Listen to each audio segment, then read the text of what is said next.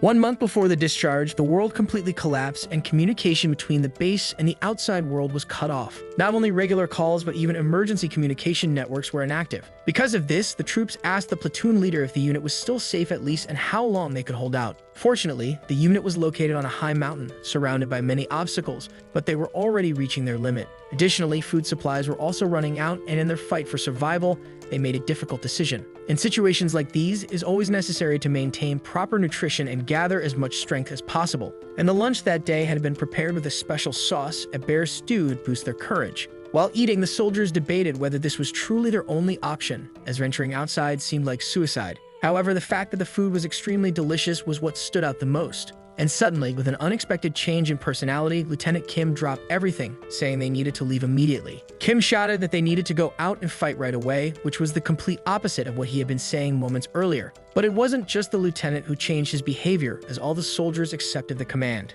After all, people need to eat, and there's nothing better than hunting monsters after a meal. The cook of this platoon is Sergeant Shin Young-jun, 23 years old, and he is the head responsible for this completely crazy unit. Later, the soldiers performed exercises in the base's court, and right in the middle of it, an exciting soccer match took place. With the area clear for the goal, one of them got so excited that he pushed his teammate's head. Meanwhile, in a convenience store, a man asked if his colleagues had already heard the latest about the Nespa. The entire platoon was dissatisfied with the lunch menu for the day, but they still hoped that dinner would be better. And from a distance, our protagonist watched everything, a bit irritated, as it was almost mealtime and the soldiers were stuffing themselves with other things. In any case, he knew he needed to take the supplies to the kitchen first, and upon arriving there, he began by cutting carrots with unparalleled skill. But while he was cooking, someone appeared in the room, catching his attention. This was because the squid, the main dish for the night, was out of stock. Obviously, Shin was desperate and recalled that he had repeatedly told his assistant to check the ingredient list properly. Furthermore, the hero still had to deal with an issue from the lieutenant, who refused to eat vegetable tempura,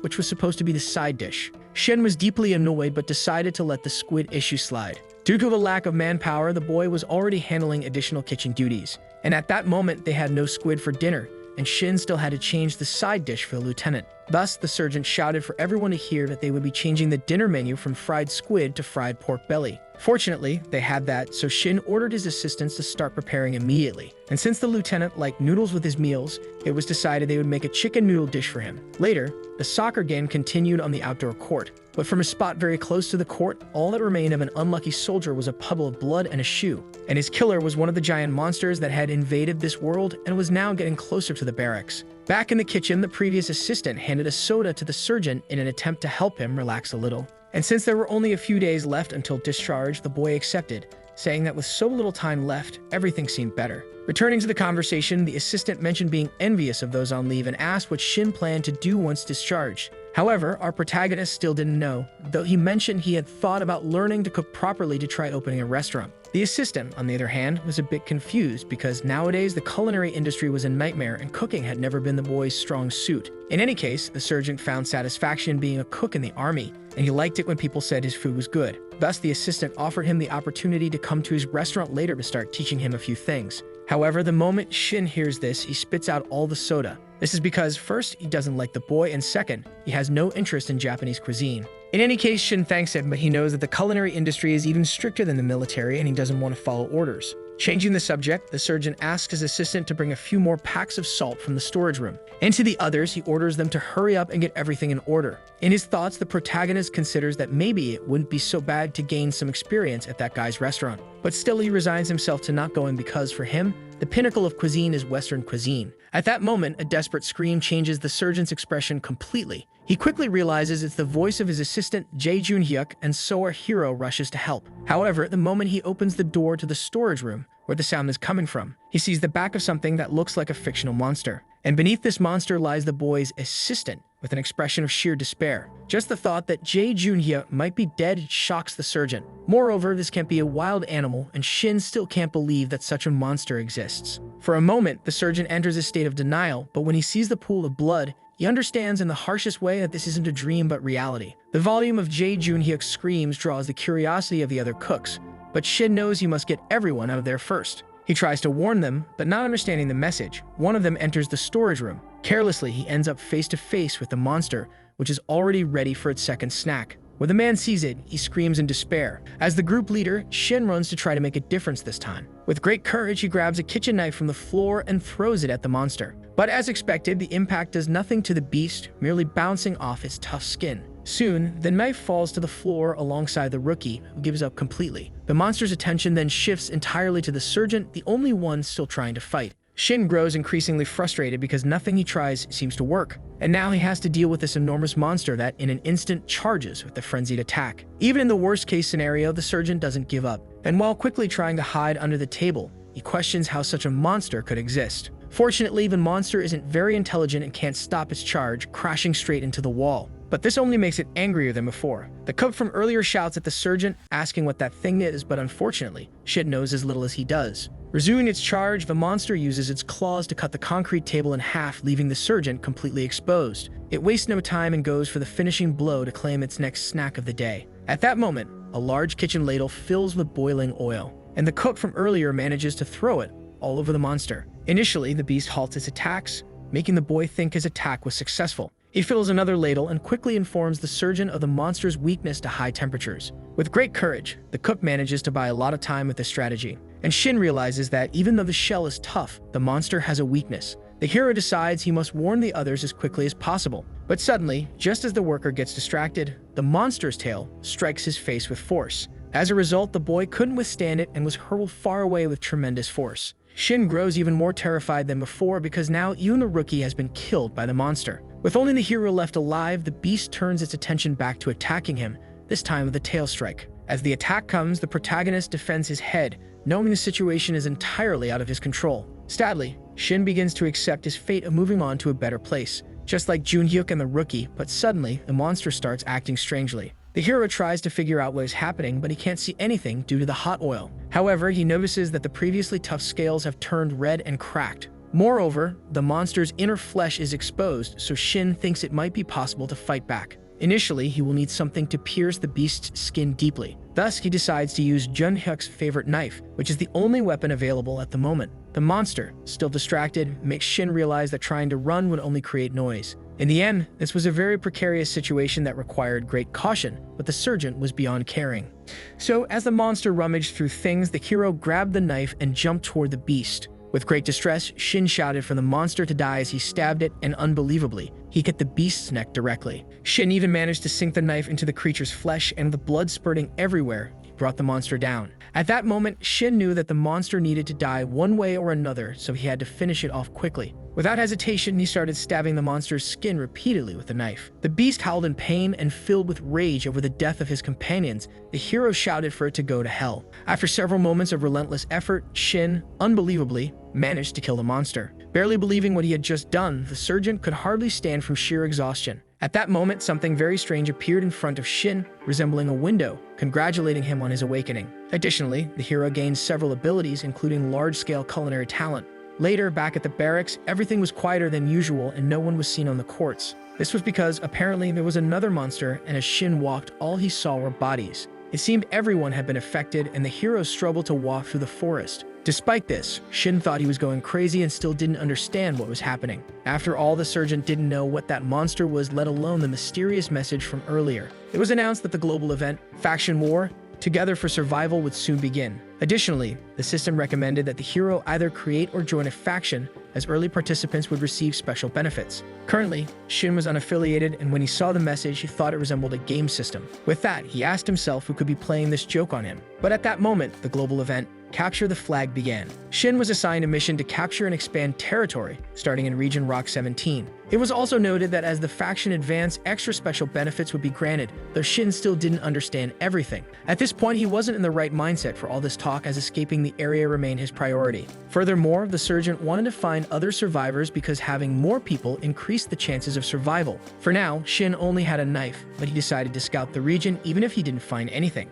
As he got closer, he started hearing gunfire. This made him think he might be able to find some ammunition and weapons nearby. It seemed that people who had chosen not to face the monsters were now grabbing weapons and heading toward the ammunition depot. This gave the hero a glimmer of hope, but unfortunately, a monster identical to the one he had just defeated appeared in rage right in front of him. And this time, there was no hot oil nearby to weaken the beast. Unexpectedly, a strange light opened a window saying the skill. Boss's eye had been activated. After a few seconds of observing the monster, the window stated that ingredient analysis was complete. The system then informed Shin that he had obtained the beginner-level culinary secret called Lizard Preparation Method. The lizard's joints are smooth and scaleless, providing flexible movement. Thus, it is an ingredient that anyone can prepare provided they know the technique. To begin, it is necessary to cut the respiratory tract and drain the blood. Additionally, if the monster is pierced below the left arm, near the heart, the chances of fully draining its blood increase significantly. Faced with this, Shin feels very confused because all of a sudden, a way to deal with the monster comes to his mind. The beast continues to charge furiously at the surgeon, making him extremely worried.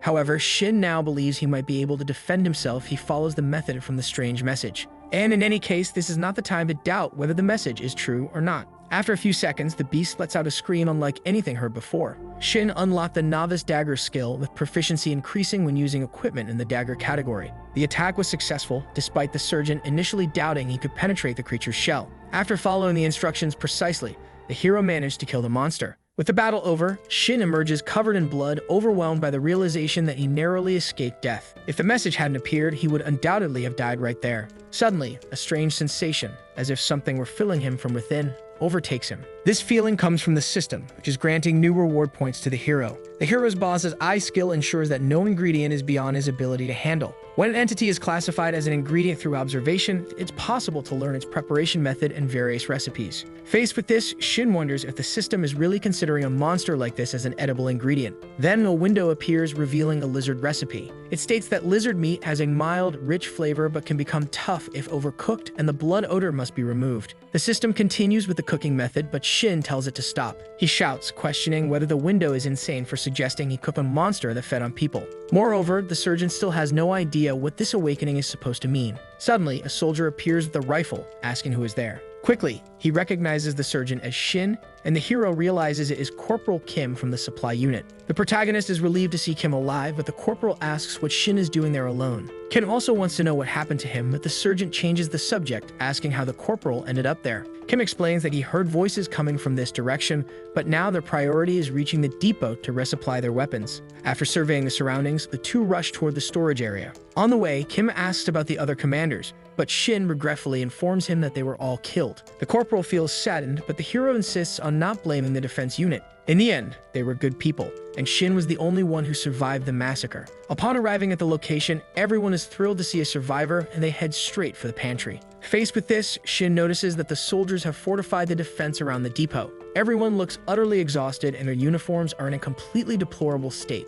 Nevertheless, the surgeon remarks that being gathered together like this is already quite comforting. At that moment, Shin receives the primate preparation method from the system, a beginner-level secret. Looking at the skill's content, the boy is utterly shocked. After thinking it over, Shin realizes the system is referring to his colleagues. The boy cannot comprehend what the skill is implying. Shifting focus, a soldier asks the surgeon to come in and file a report, making Shin realize that the window can only be seen by him. Inside the depot, Lieutenant Kim Hyuk-seok comments that they are all in dire straits. However, he asks everyone to sit down to discuss things and let Shin choose the seat he prefers. The lieutenant mentions that a considerable number of survivors remain. For now, it is the transport unit's turn to continue checking the list.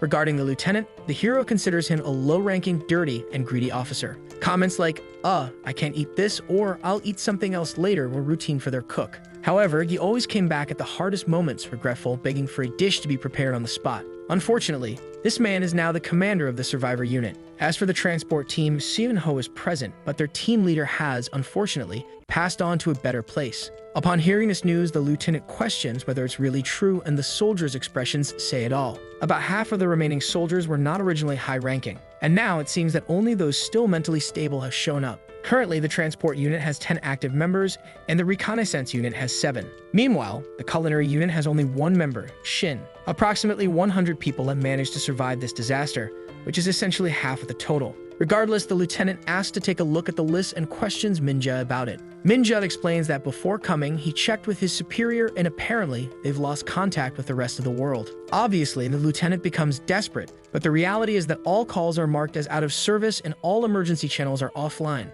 The surgeon tried every available means of communication, yet nothing is online. In the end, they are completely stuck. One soldier suggests that it could be a North Korean electromagnetic pulse attack. but the military has shielded protection mechanisms to ensure safety against such attacks. As a result, the soldiers feel as though they're all going to die, and many grow concerned about their families. One of them asks the lieutenant what they should do now, as they're stuck at the unit. The hero notices that everyone is clearly anxious. However, once they have a clear objective to work toward, the soldiers' anxiety will probably lessen a bit. In this context, the commander must resolve the confusion and give orders, as he is the only officer present. But despite everyone waiting for the officer's decision, he doesn't provide any answers. The soldiers begin to grow desperate, as even the lieutenant doesn't know what to do, let alone them. Some soldiers start losing their temper over the officer's behavior, while others try to calm the situation, creating total chaos. The lieutenant, meanwhile, returns to the subject of losing contact. After much thought, he suggests sending some soldiers to the higher command unit to receive instructions. However, the hero immediately interrupts, asking if that wouldn't be dangerous. This unit is located in a mountainous area at an altitude of 1,400 meters, so even by car, the journey will take a long time. Additionally, the soldiers doubt they can survive attacks during a 2-hour drive. In the lieutenant's mind, though, he believes the protagonist is talking nonsense. Even so, he agrees it could be dangerous, but insists it's necessary and possible to use volunteers. Everyone grows deeply concerned about the officer's decision. In the end, he doesn't want to be in command because in situations like this, making the wrong choices leads to severe consequences. That's why he's trying to avoid responsibility by passing the blame to his superiors. This is definitely not the attitude of a commander, and Shin expected better from him. Regardless, the lieutenant asks if anyone opposing his plan has a better idea. If not, he declares they should proceed with volunteers. Naturally, no one dares to contradict the officer, so he announces that the remaining soldiers will stay at the unit until contact is established. Turning to the unit's current situation, the lieutenant asks how much food is left. Youngjun explains that they have enough for 6 weeks, but with the reduced personnel, it could stretch to 2 months. As for ammunition, the unit has combat supplies stored. While not a small amount, there's no resupply coming. Ultimately, the monsters remain a problem, and a lengthy discussion follows on how to handle the remaining monsters in the unit. They also talk about how to manage electricity and water. The goal, however, is to wait for communication from the higher command unit. At least the hero notices that the soldiers have calmed down a bit. But at this moment, the lieutenant dismisses everyone to work on plans for the other troops. The protagonist feels outraged because the most critical matter is being ignored. So he asks if the subject of awakening won't be addressed, but the lieutenant doesn't fully understand. The hero recalls that they were hunting the monsters, which the officer confirms. However, Shin begins to realize that he is most likely the only one who is awakened. In this case, he pulls out his kitchen knife to demonstrate his abilities to the soldiers. Naturally, the lieutenant and the other subordinates grow worried about what the surgeon is about to do. Shin knows he can talk all he wants, but unless he proves he stabbed the monsters to death, no one will believe him. Thinking about the sensation of cutting vegetables, the hero begins slicing through the wooden table in front of him. Then his ability activates and the table is divided into multiple pieces. Everyone in the room is astonished, and they immediately shout, asking how the surgeon managed to do that. Shin explains that after killing a monster that entered the kitchen, he awakened and started being able to do things like this. The lieutenant, however, is the most skeptical, but the hero insists he didn't believe it at first either. Initially, it was hard for Shin to understand how he survived, but now the situation is so dire that he knows he could die at any moment. The number of monsters is also unknown, and there were only 3 days left until his leave. Still, Shin refuses to let these negative thoughts overwhelm him, and as the groups cook, he commits to feeding everyone. He then explains that the unit's first mission should be to awaken every team member. But at that moment, a loud noise is heard and a soldier rushes into the room to report that monsters are approaching. Terrified, the lieutenant asks how many there are, and unfortunately, there are at least 5 nearby. Regardless, they can't waste time now, so the officer orders everyone to return to their positions. The hero begins running, wondering why the monsters are launching so many attacks. Outside the base, some soldiers are already engaging the first monster. Fortunately, the monsters only seem to target areas where more people are gathered. On the battlefield, one soldier notes that it takes an entire magazine to kill a monster, while another warns that they need to conserve ammunition. At least shooting still inflicts significant damage on the beasts. It takes 20 to 30 bullets per monster, and Shin knows they won't last much longer at this rate. Although they still have a decent amount of ammunition stored, the unit will soon reach its limit. After the attack, the leader congratulates everyone and instructs each group to count their men. Unfortunately, 2 soldiers lost their lives in the battle. The hero asks what will be done with the bodies, and a soldier explains they will be buried in a nearby cemetery. Shin doesn't argue but feels a bit uneasy about it. With that, the battle with the monsters ends, and the discussions from the meeting begin to be implemented. First, the group is tasked with sending a support request to the higher command unit and waiting for a response. Two soldiers volunteer for this group, one of whom assures that everything will be fine if they can avoid the monsters. Additionally, the two will carry a good supply of ammunition, and the lieutenant will provide cover up to a certain point. Shifting focus, Shin considers the need to discuss how to increase the number of awakenings. Among the soldiers, there's significant debate about why no one else has managed to awaken. They speculate that firearms might not trigger awakenings. The soldiers have heard that Shin killed his monster alone, whereas they took theirs down from a distance with bullets. Still, no one can understand if there's another difference. Shin explains that while killing the monster, he felt energy accumulating inside his body. It might be necessary to absorb the energy released when the monster dies. The lieutenant is far from pleased at the idea of having to get so close to a beast. Shin points out the weak spot under the armpit, where the knife easily pierced, as well as their vulnerability to heat. The hero explains that pouring boiling oil on the monster gave him the advantage, but this still means someone has to get very close to the beast, which is extremely dangerous. Nevertheless, they decide it's easier to weaken the monsters with a few bullets first. For this reason, the best plan might be to finish off the monster when it's already at its weakest. To prevent fatalities, the lieutenant orders everyone to sharpen their bayonets immediately. One soldier agrees, stating that a bayonet is much safer than a sashimi knife. This approach seems well thought out, and Taejun, though weaker in direct combat, is an excellent strategist. Because of this, the hero calls Taejun to eat. Naturally, the soldier finds it odd, but Shin explains that it's better to eat before facing the monsters. Even if no one is hungry now, they soon will be. In any case, lunch is over and it's time to prepare dinner. Shin asks the lieutenant for permission. The lieutenant agrees and assigns two soldiers to help with meal preparation. Meanwhile, the team tasked with contacting the main base is drawing closer to their destination. Back in the kitchen, Shin is astonished at how easy cooking has become for him. Initially, he was worried about cooking alone, but now his culinary skill has improved far beyond normal. Quickly, the beginner chef's fried pork belly is ready, and thanks to excellent temperature control, his skills increase. The chef's dedication advances to moderate, and his culinary stats receive another slight boost. It is noted that consuming this dish will increase a person's strength and agility temporarily. However, Shin doesn't fully understand what this increase by one means, and before he can ponder further, the system suggests using the chef's special sauce. Suddenly, a strange energy begins to form in his left hand. This energy indicates that by using the skill, Shin can influence the emotions of those who eat the food. At this moment, everyone is panicked and trembling with fear, so the hero hopes this will help them feel a little more at ease. After adding the special skill, Shin is filled with excitement to serve his dish right away. In the cafeteria line, soldiers ask if they can have more than one serving. Shin tells them they can eat as much as they want. Still, the hero is unsure if his skill is actually having any effect. After all, it's not like the dish will instantly build muscle or shape their bodies. Naturally, it's impossible to tell just by looking, but perhaps the skill is already working. After eating, one of the soldiers comes over to thank the surgeon for the food. Two others join in, expressing gratitude because they feel much more refreshed after the meal. The soldiers ask if they can have more, and Shin eagerly tells them yes. Though uncertain about the stats, he thinks that if the skill helps with emotional regulation, it could be a valuable ability. At that moment, another attack on the base is heard from the cafeteria. Unfortunately, the soldiers don't even have time to rest during mealtime. Even at night, everyone rushes toward the barracks, where the sound is coming from. When they arrive, the gunfire stops and Shin begins to wonder if everything is truly okay. Quickly, the soldiers start inspecting the area. Shin steps into the crowd and asks what's going on. Before anyone can respond, he notices Taejun among them. He immediately asks Taejun what just happened. The soldiers explain that they saw a monster and are following the hero's instructions. Now, two restrained monsters remain alive. One soldier steps forward to finish the monster and attempt his awakening. Earlier in the meeting, Shin suggested they should be the first to awaken because others wouldn't be convinced without witnessing the abilities firsthand. This way, it's better to demonstrate rather than make a spectacle every time. Back at the barracks, the soldier finishes off the monster with his bayonet. He successfully awakens as a novice mage with an electric affinity and a thunder ability. Naturally, the soldier is startled when a window suddenly appears before him. As everyone tries to grasp what's happening, Shin asks if he can see the window. After some thought, the soldier's frightened expression shifts to one of pride. He displays his ability while confirming everything the hero said. With the experiment a success, the hero is thrilled to see the boy's newfound power.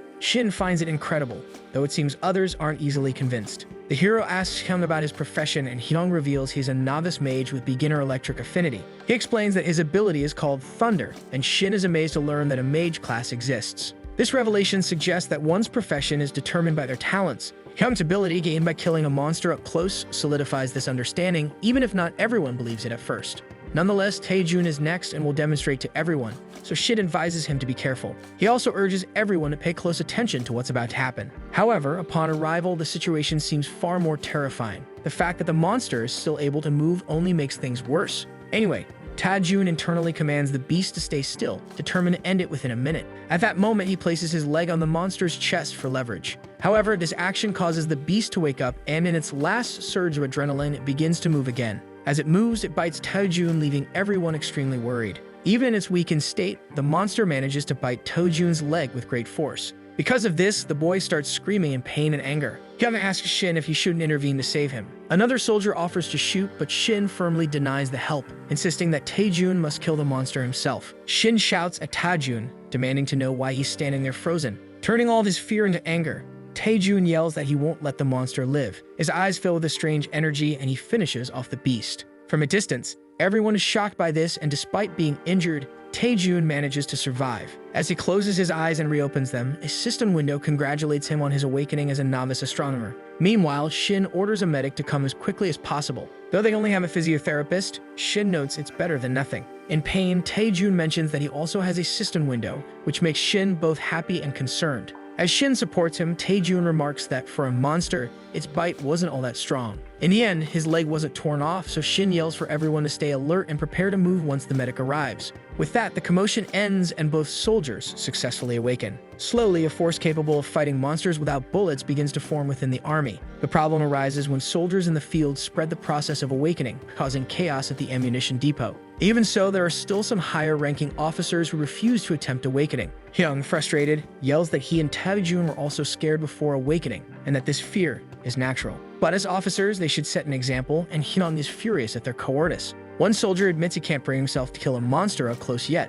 This is because there are no guarantees that accidents like Taejun's or worse won't happen. From a distance, some people comment on this man, Kwang Il-jeon, from the facilities unit, who is known as a specialist. It's understandable that he's afraid, as Kwang is known for being sensitive to dangerous situations. However, Shin is surprised because Kwang looks like a tough guy, and the hero doesn't want more people refusing to awaken. Hyung gives up trying to convince him, and Kwang, surprised by this, simply thanks him. But Hyung makes it clear that this decision will cost Kwang his position as an officer in the future. Kwang doesn't understand, so Hyung explains that staying in the barracks longer doesn't make anyone a superior anymore. Leadership is crucial, and the leader they need now is someone who is awakened. Kwang decides to reject this, knowing he'll have to live with his choice forever. From Shin's perspective, Hyung is absolutely right. There's no way Kwang can lead on the battlefield after this, even if he's famous for his skills. Accepting his fate, Kwang steps back and Hyung leaves angrily. Shin knows this can't end here, so he asks to speak with Hyung privately. He also orders Kwang to remain at his post for now, which he accepts, no longer seeing himself as a superior.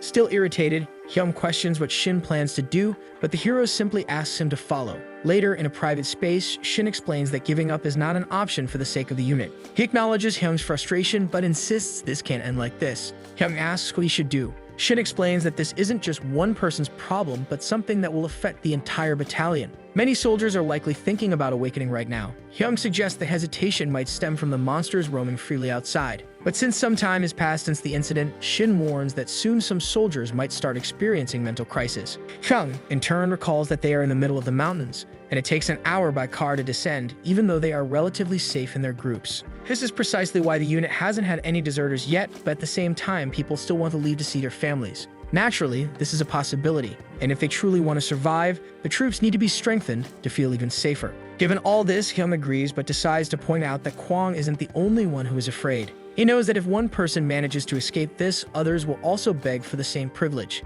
This kind of division between the awakened and non-awakened could eventually split the unit and weaken it. That's why the hero insists that refusal to awaken is unacceptable. In this case, Hyung asks how they will convince the officer. In response, Shin says it's already humiliating enough for Kwang to be disrespected, but even that isn't enough to change his mind. So the protagonist says he has an idea and asks for a little time. Hyung, still skeptical, doubts it's possible, but Shin promises to do his best. The hero then leaves, and from a distance, Hyung remains curious about what the sergeant plans to do. As he runs, Shin reflects that if he had a different role, he might have abandoned the unit and fled. But he's a level 1 novice chef, essentially a support role, unable to fight on his own. To maximize his abilities, he needs to cook better. Shin refuses to let the unit remain desperate and hopeless. He's determined to make it stronger. Returning to the kitchen, the protagonist prepares to do what he does best. With his cooking, he plans to turn Kwang into a true soldier. Without delay, the hero starts cooking, deciding to make a simple fried rice dish. After cutting all the ingredients and tossing them into the frying pan, the dish's stats drop due to the poor quality of the meat.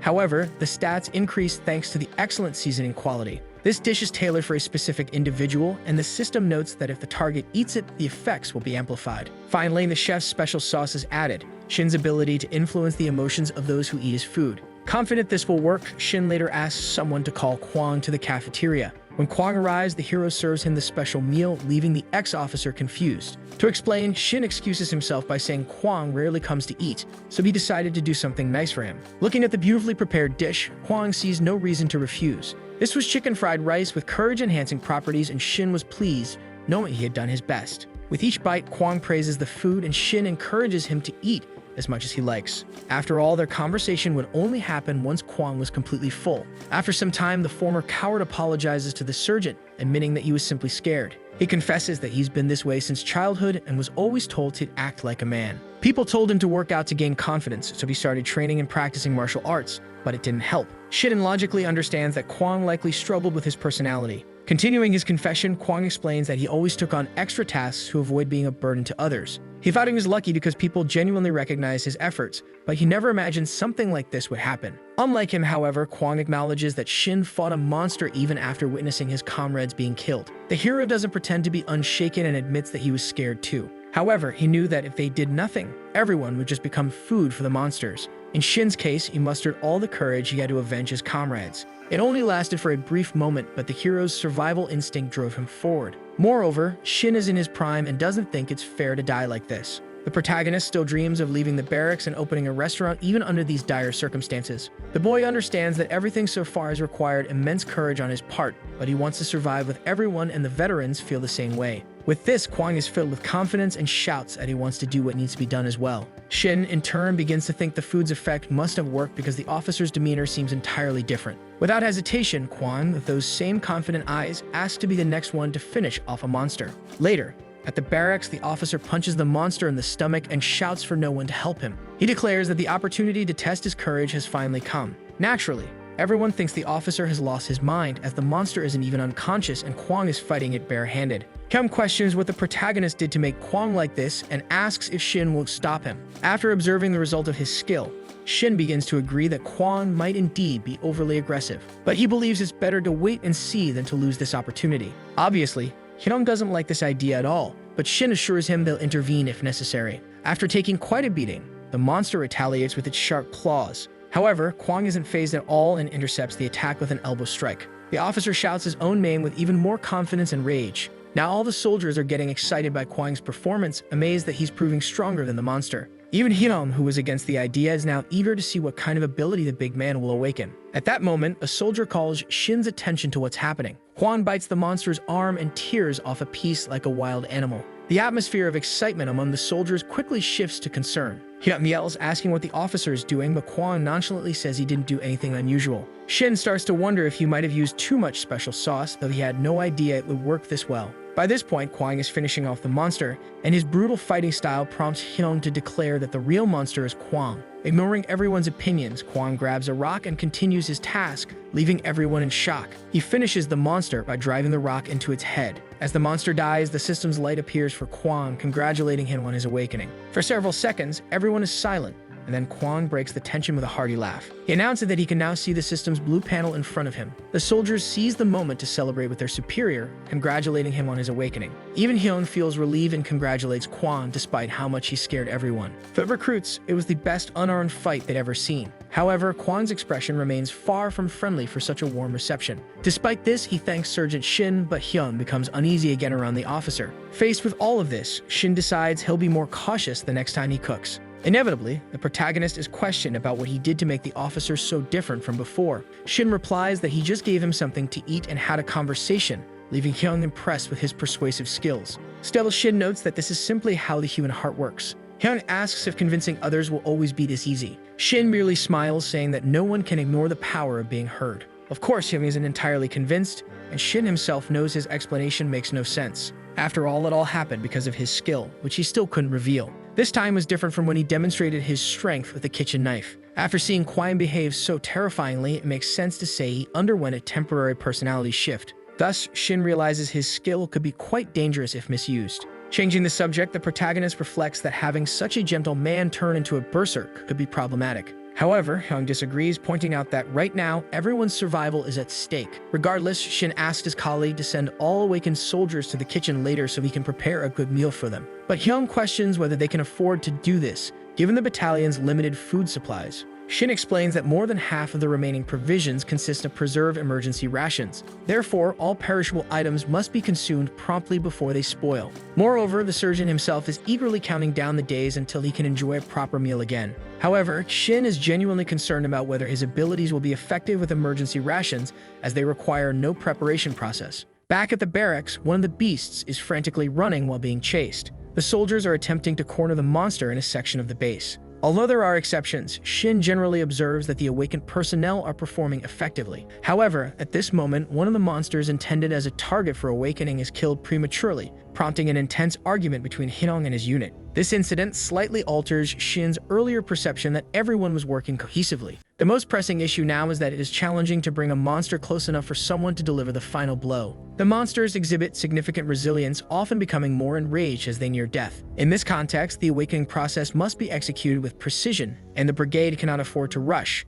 Later, word spreads among the soldiers that Shin has successfully restrained one of the monsters. Hyung is visibly excited, pleased that someone is finally handling the process correctly. Upon arrival, the soldiers find that the surgeon has indeed prepared the ideal setup for an awakening. Hyung notes that they now only need someone to finish off the restrained monster.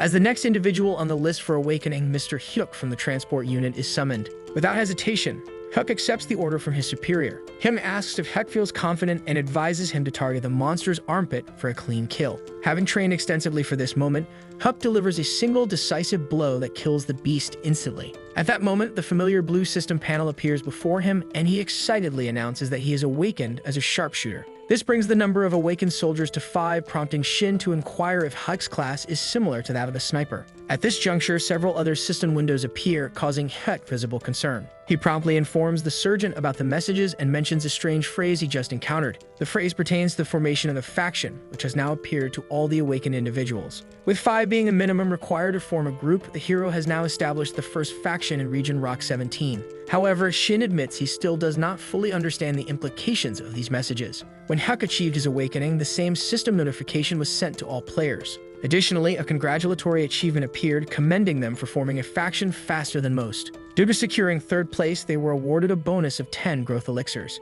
These elixirs temporarily enhance experience gained by 500%. Returning to reality, the soldiers ask about the next course of action, prompting Shin to call for a meeting with all awakened individuals. During the emergency meeting, Hyung comments that the situation increasingly resembles a game. Hyuk agrees, noting that the condition for forming a group seemed to require 5 awakened members. Shin reflects on the earlier message, reasoning that if its claims are accurate, using the elixirs could expedite their progress significantly. However, Hwang expresses concern that their faction ranked 3rd instead of 2nd or 1st. This realization raises the likelihood of other monsters existing outside their region, reigniting discussions about the safety of their families. Given the dire condition of the soldiers, it is difficult to imagine the state of affairs elsewhere. At this point, most of their families have likely been decimated by the monsters. Shin advises against dwelling on such pessimistic thoughts. While he shares their concerns about the outside world, the group's immediate safety must remain the priority. Hyuk attempts to argue, but Shin interrupts, reminding everyone that they are ahead in this game and must focus on maintaining their lead. Reluctantly,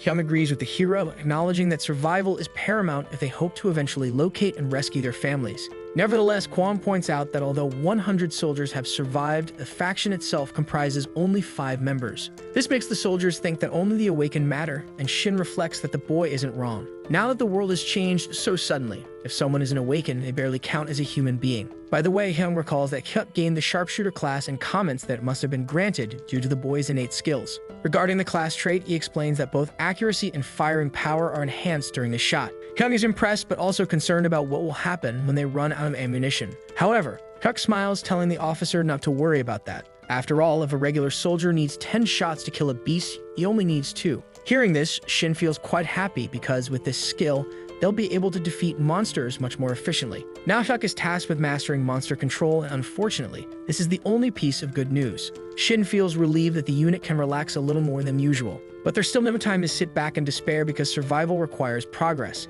Naturally, the soldiers need to continue awakening others, and fortunately, most of them are willing to try. However, some still refuse and tremble with fear. When that happens, the hero intervenes, and within a few minutes, the soldiers' personalities change completely. Each time this happens, Hyun grows more suspicious because all the soldiers exhibit the same impulsive behavior. Eventually, Hyun reaches his breaking point and decides to confront Shin. Frustrated, Hyun yells, accusing the hero of hiding something, as every soldier who speaks with him comes back different. Hyun isn't wrong, and realizing he's been found out, Shin admits everything, explaining it's for the good of the battalion. Thankfully, Hyun understands and focuses on awakening the troops, while the hero continues cooking. While cooking, the system suddenly appears, showing Shin a total of 82 accumulated points. Shin speculates that points are earned either by hunting monsters or cooking well. Typically, in games, points are used to purchase items in a shop, so the boy assumes there must be a similar feature here. After exploring for a while, the hero indeed finds and opens the system's point shop. This confirms his theory, and he eagerly takes a look. Among the available items are a combat axe, a knife, and rye bread. Most of the items are combat-related, and the only thing Shin can use at the moment is the rye bread.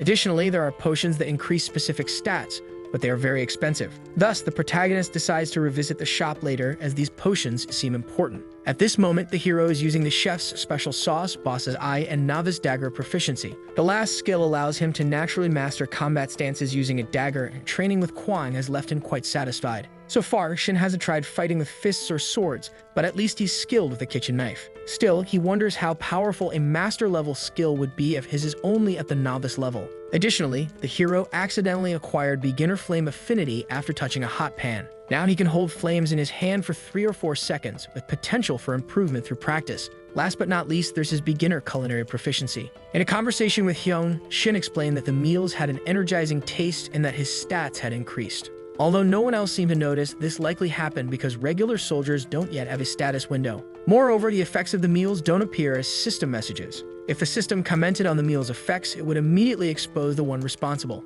In any case, the hero asks Hyun how he feels, and Hyun explains that he feels much stronger, with his strength having increased by 30%. This confirms to the protagonist that the buffs are working. If Hyun is telling the truth, Shin's abilities are definitely above average. Still, he is pondering how to provide the same boost to the entire battalion. At that moment, a desperate soldier bursts in, demanding the surgeon's presence. The soldier, panting heavily, explains that a new type of monster has appeared above the armament depot. However, this monster is entirely different from the armored lizards they've seen before. When they reach the top of the barracks, the soldier introduces himself, and Hyun immediately asks where the monster is. The soldier explains that he was monitoring the area when something he had never seen before caught his attention. Its appearance is completely unlike anything they've encountered so far, so the boy hands binoculars to the officer. From Shin's perspective, the soldier looks visibly shaken, and when the location's indicated, both officers start searching for the monster. Kim asks the hero if he sees anything, but Shin replies that he doesn't, until he spots something very unusual. After searching for a while, Shin finally sees the different monster among the usual ones.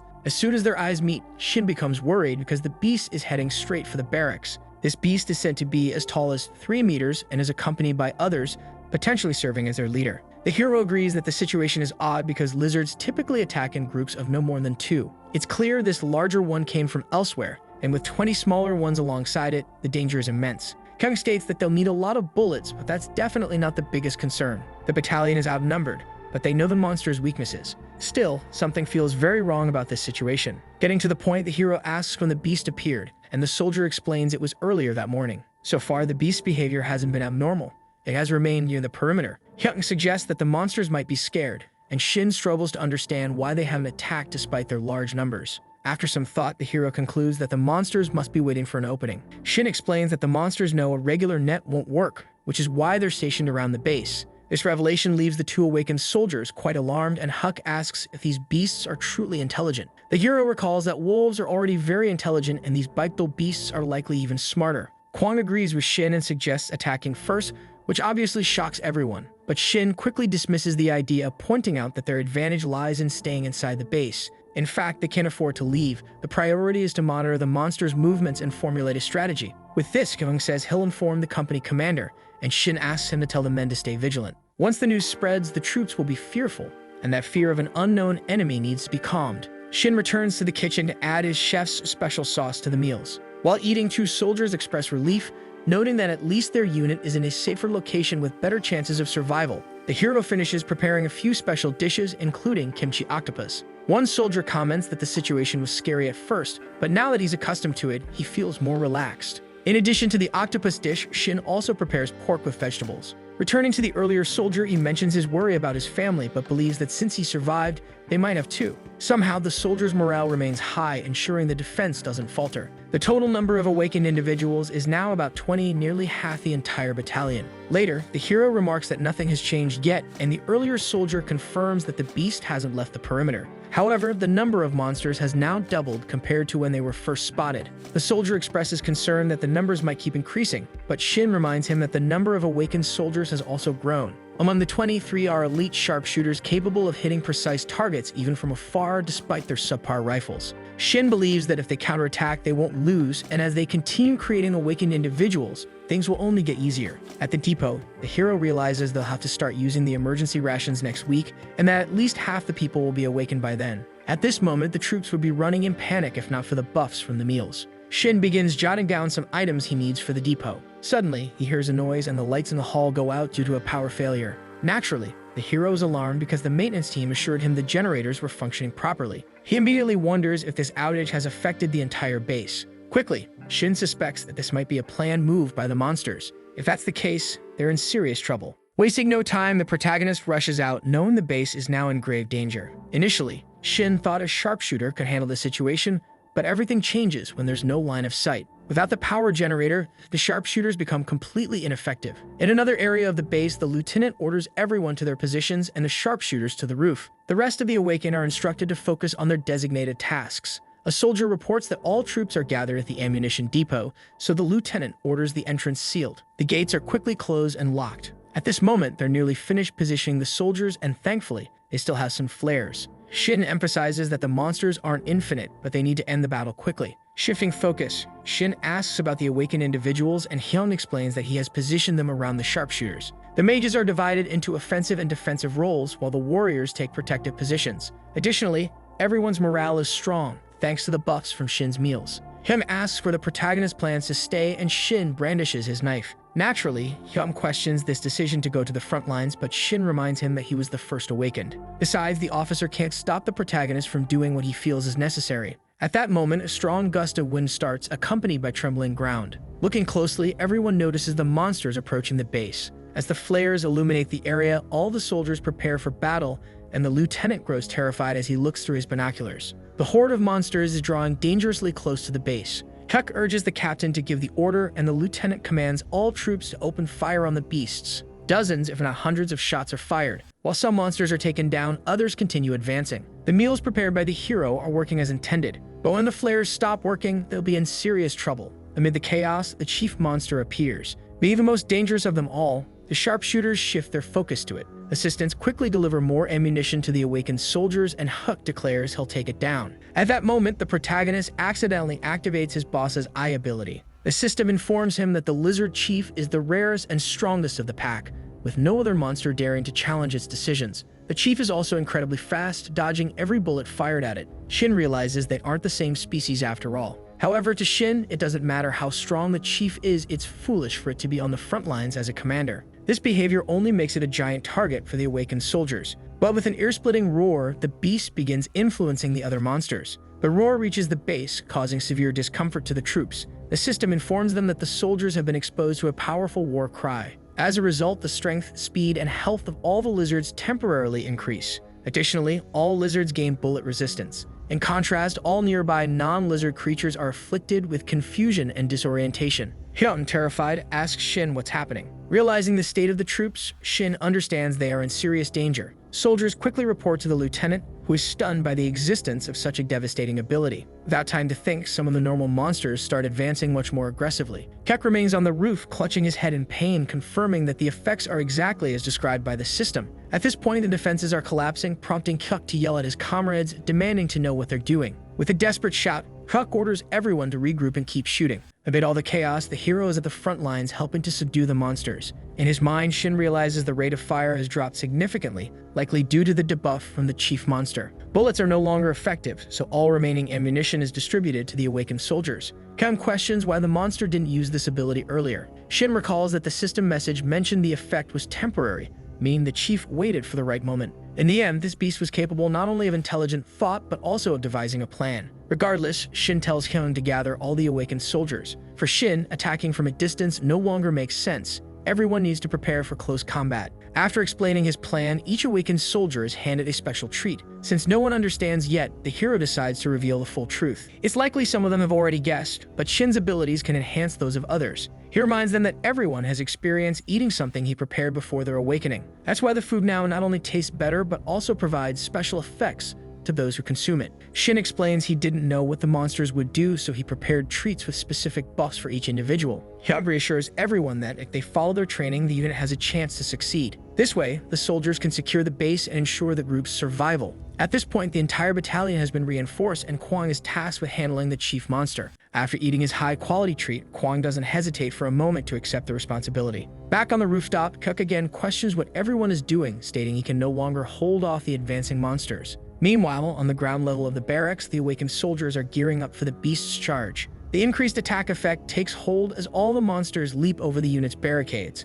The lieutenant panics, but the awakened soldiers are ready for combat. With a single punch, Kwang sends one of the monsters flying. Even when attacked by another, he doesn't get cornered, and as everyone fights simultaneously, a massive clash erupts. During the battle, Hyung issues commands instructing the soldiers not to scatter. However, one of the awakened is pushed into a corner. Just as the monster is about to finish him off, Shin appears with his kitchen knife. With a single slash, he takes down the monster, causing trouble. Naturally, Shin must deal with the beasts as well, but the chief's buff has made the lizards incredibly strong. Shin knows he can't face them alone, not even if he were a high-level chef. However, after consuming a chocolate cookie of courage made himself, Shin's stats skyrocket. All his attributes without exception are boosted for an entire day, and the chef's special sauce adds a courage effect. Now, the normal lizards are no longer a threat, and the soldiers under the courage buff dominate the battlefield. Additionally, enemy stats and morale are reduced. As the chief charges forward, the system notifies that this will unlock new traits for the allies. The first to feel these effects is Kwang, whose confusion debuffs are neutralized by the courage buff. Feeling reinvigorated, Kwang shouts for his comrades to follow him into an honorable battle.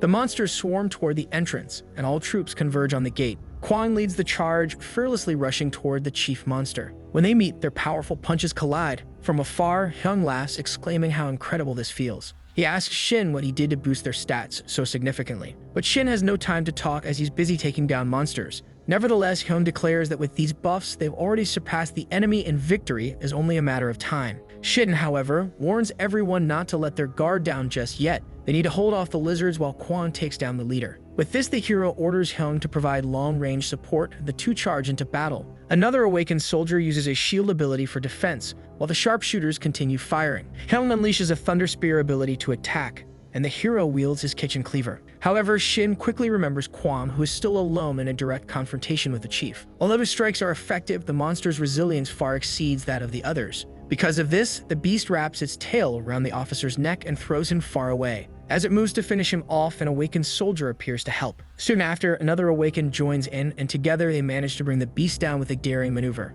At that moment, it's Kwang's time to shine. Without hesitation, he charges forward, leaps toward the chief, and delivers a powerful punch that makes the monster roar in pain. He continues attacking relentlessly, even biting the beast and tearing off a chunk. With sheer brutality, Kwang finally defeats the monster chief, while most of the remaining monsters have already been subdued. Shin orders everyone to stay on guard and instructs senior officers to confirm the unit's status. With great relief, the soldiers begin celebrating and smiling, though Shin still seems somewhat incredulous. Even in a situation where their firearms were rendered ineffective, they managed to prevail. Suddenly, the system appears, congratulating Shin for securing control of Region Rock 27. It informs him that the group has been provisionally designated as Battalion 423. The system also displays the occupation battle status for the global event, though the specific values remain hidden. Naturally, no one fully understands what this means until the system clarifies that this group was the first to occupy a major area. With all this information, the hero can't help but laugh and celebrate their first-place achievement. With the conclusion of that great conflict between humans and monsters, a wave of despair set in. This was because there were many injured and a long line had formed at the infirmary.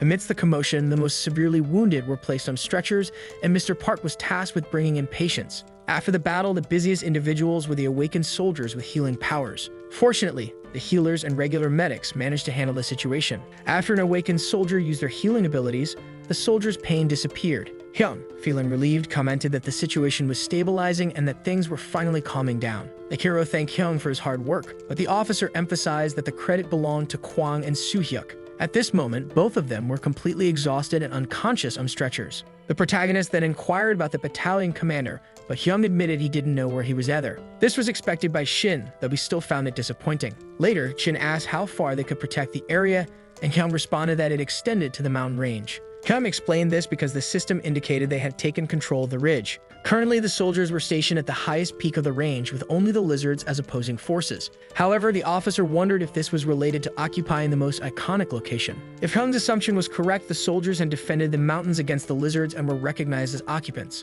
To Shin, this sounded like good news for the group. Hyung continued, noting that the previous day's losses had dealt a significant blow to the lizard group. For this reason, the officer suggested that launching a counterattack now to eliminate them quickly would be the best move. However, Shin made it clear that this would be very difficult. Hyung questioned why, but Shin reminded him that the previous day's battle had been extremely challenging, even with the advantage of the terrain. To Shin, there's a vast difference between defending a position and breaking through one. But the officer pressed further, pointing out that they now had incredible powers and even more awakened soldiers. Shin warned Hyung not to rely too much on the buffs from the meals. Those meals required high-quality ingredients, customized flavors, and 4 to 7 hours of preparation. Hearing this, the officer was surprised to learn they weren't just ordinary dishes. Shin explained that he had been preparing for the invasion for a long time, but replicating such efforts now would be impossible. Hyun thought for a moment and agreed they would have to address these issues later. Changing the subject, the officer shouted for the soldiers to unload the next truck once their current tasks were complete. After the battle, many monster corpses remained, and it wasn't feasible to burn or bury them all.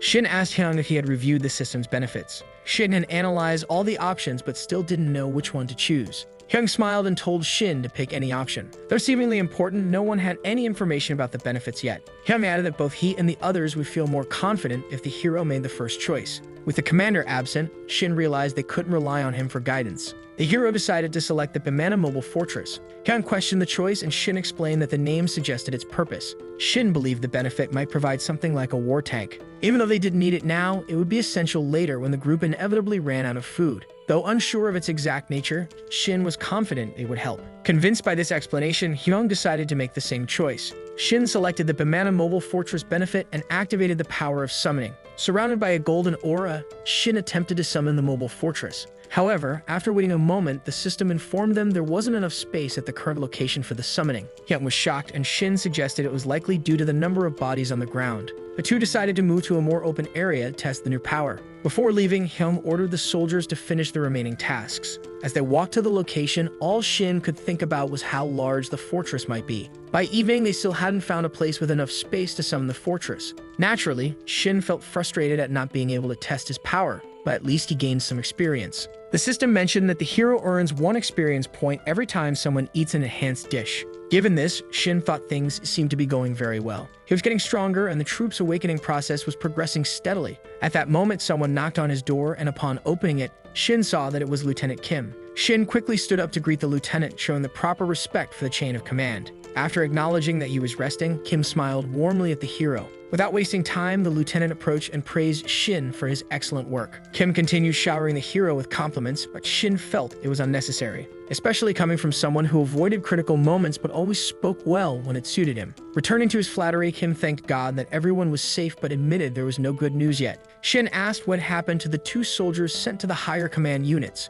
Casually, Kim sat down and remarked that they likely wouldn't return. Grinding his teeth in anger, Shin thought about how he could have been chosen for that mission instead. Kim then mentioned hearing rumors about the cafeteria being closed and the troops switching to combat rations. Shin confirmed the news. The lieutenant asked why they couldn't simply eat proper meals. Apologetically, Shin explained that they were experiencing shortages and needed to conserve resources. Still, Kim reminded Shin that during the awakening process, he hadn't spared any food. Shin clarified that it wasn't by choice. It had been a special treatment to help the soldiers endure the dangers of awakening. Kim asked what the awakened soldiers ate the last time, and Shin tried explaining the effects of his food. Naturally, Kim didn't believe him, and there wasn't much Shin could do about it. After all, Kim was the only high-ranking officer left in the battalion. Moreover, if there were any surviving military forces in the outside world, Kim would, unfortunately, become a significant figure in the future. Shin had no choice but to endure and comply with Kim's demands. However, sensing Shin's reluctance, the lieutenant became irritated and shouted that he would eat the damned rations.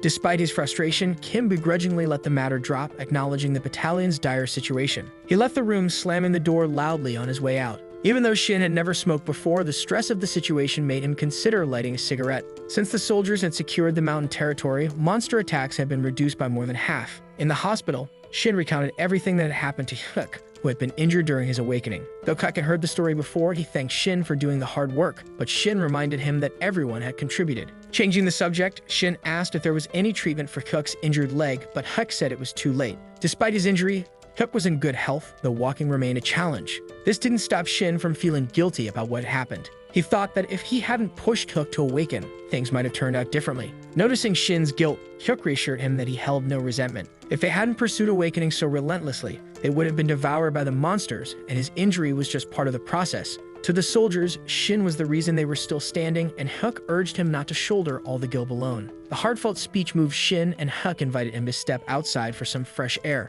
Outside, Hyuk explained that his job was as an astronomer, which, naturally, Shin didn't understand. Hyuk clarified that it involved reading constellations to predict certain events. Sometimes it even allowed him to foresee the future through horoscopes or similar methods. In the end, the hero feels excited, understanding Hyuk's ability as a kind of human radar. Apparently, the skill has nothing to do with real combat, but it can detect danger before a confrontation. Because it's so useful for planning strategies, Hyuk decided to see the hero. Hyuk reveals that he's discovered two things, one of which is that the battalion will receive some visitors tomorrow. Shin immediately understands what this means, and Hyuk advises the cook to keep his claws hidden. The next morning, a group of people approaches, surprised to find a military base in the area. They shout, hoping there are soldiers present, and a mother expresses relief, believing they can now survive. Without hesitation, the group runs toward the military base, which for some unknown reason has its gates open. Earlier that day, soldiers on the building's roof remarked that the visitors were about an hour away. On the morning of the 11th day since the attack, the hero and an officer spot a human climbing the mountain. Hyun points out that the civilians are ignoring signs prohibiting entry into military zones. He asks what should be done, as they likely have nowhere else to go. Shin responds that the battalion will shelter them. Though Hyun doesn't think it's the best decision, he doesn't argue. Before the visitors arrive, Shin wonders if these are the people Taejun mentioned. An hour later, in the military base's courtyard, a soldier organizes the civilians, instructing them to calm down and form a single line. Another soldier walks around with a clipboard to register the civilians, and water is distributed among the refugees. After counting, Hyun reports there are 25 civilians of various ages and genders. For now, Hyun suggests moving the soldiers to the second floor to leave the third floor for the visitors. He also recommends increasing night patrols, to which Shin smiles, saying they'll start by cleaning the second floor. In the background, the lieutenant greets the soldier who handled the initial reception of the refugees. Shin asks if it's the commander, and Hyun confirms, noting that Kim is here to play the executive role. Kim introduces himself as the unit commander and tries to reassure the civilians with comforting words. The civilians become slightly excited,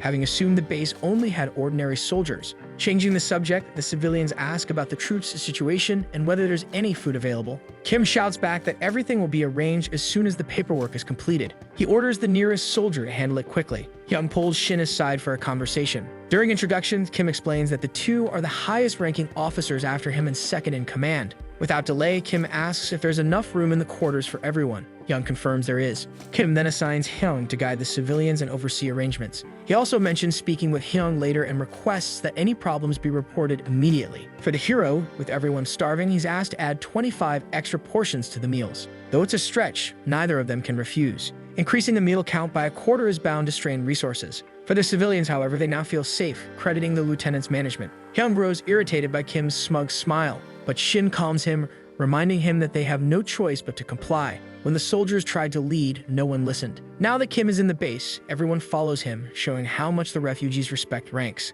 With sweet words and fake smiles, the civilians fall further under the charlatan's spell. Despite Kim being a poor officer, Hyun admits he's skilled with words. Getting straight to the point, Shin heads to the cafeteria immediately, and Hyun releases some soldiers to accompany him. Later, the refugees climb the building stairs to their new resting place. An elderly man complains about being on the third floor and having to climb so many steps. Kwon quickly explains that in an invasion, the first floor is the most dangerous, which is why civilians are housed higher up. Anyway, the elderly man continues complaining, saying he's uncomfortable there. But others are just happy to be able to take a bath. They are informed there is no hot water, and though girl complains, the civilians understand they're not in a hotel. Later, it's time to eat. After sitting in the cafeteria and tasting Shin's food, many compliments are heard. One even remarks they never thought steamed rice could taste so good. Shin is still a bit surprised at how suddenly everything happened, but he's glad they're enjoying it. However, he remains worried about ingredients since soon they'll have to rely on emergency rations. At this rate, everyone will run out of supplies in just over a month. Breaking his heavy thoughts, someone approaches to compliment the meal.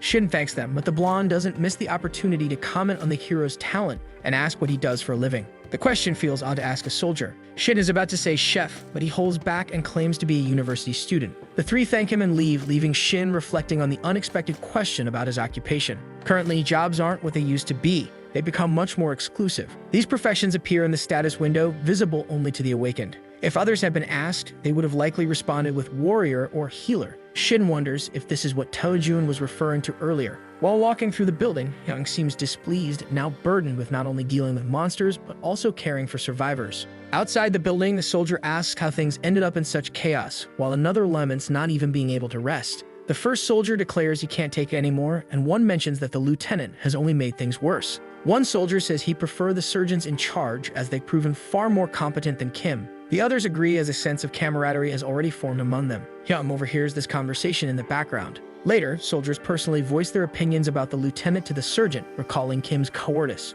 One mentions that Kim's high rank provides him with significant security, and there's nothing they can do about it. Still, another soldier insists they're fighting a war against monsters, and a commander like Kim will only hinder their efforts. The soldier then asks the surgeon's opinion. Though he doesn't respond, Hyung silently agrees with everything. Hyun has always felt uneasy around Kim, knowing the lieutenant wouldn't fight alongside the battalion. No one respects a commander who disappears on the battlefield. If this continues, troop morale and unity will crumble. Hyun resolves that something must be done about this situation as soon as possible. Later, everyone gathers on the roof of the military building, many confused about the secret meeting. Without delay, Hyun apologizes for calling everyone so late. But he explains he can't wait any longer, seeing the discomfort on everyone's faces in the unit. Getting straight to the point, Hyun announces he met with Lieutenant Kim, a statement that immediately captures everyone's attention. In the end, it was nothing significant. Hyun had expressed their concerns and asked Kim to join the fight, but as expected, nothing changed. Kim's response to a polite request was that he wouldn't be forced into anything by a mere soldier. A heavy silence falls over the group. After a moment of reflection, everyone becomes outraged, concluding that Kim doesn't care about them. Even Shin hadn't anticipated such behavior from the tyrant that Kim has become. Returning to the matter at hand, Hyun warns that this is no trivial issue. It's about everyone's survival. For this reason, Hyun organized the meeting, stating that their goal now is to get rid of Kim. Naturally, everyone initially thinks it's madness to resort to such extremism. Even the hero questions his colleague, pointing out they can't simply remove a lieutenant. Hyun then asks if Shin isn't on his side and for how long he plans to continue being carried by him. Anyway, Shin feels a bit uneasy, as despite everything, Kim is still a high-ranking officer. However, Hyun points out that as more survivors join the unit, the group will grow larger. He then questions what will happen if Kim remains the representative in these meetings. To him, there will come a point where many people will believe the lieutenant is the true leader of the unit. At that moment, the lower-ranked leaders will lose all autonomy in the battalion. Hyun shouts, asking if he's wrong, emphasizing that since Kim has no strength, there's no reason to continue following him obediently. After thinking it over, everyone begins to find it unbelievable they've followed such an incompetent lieutenant for so long. However, they acknowledge that they're still soldiers and cannot simply ignore him,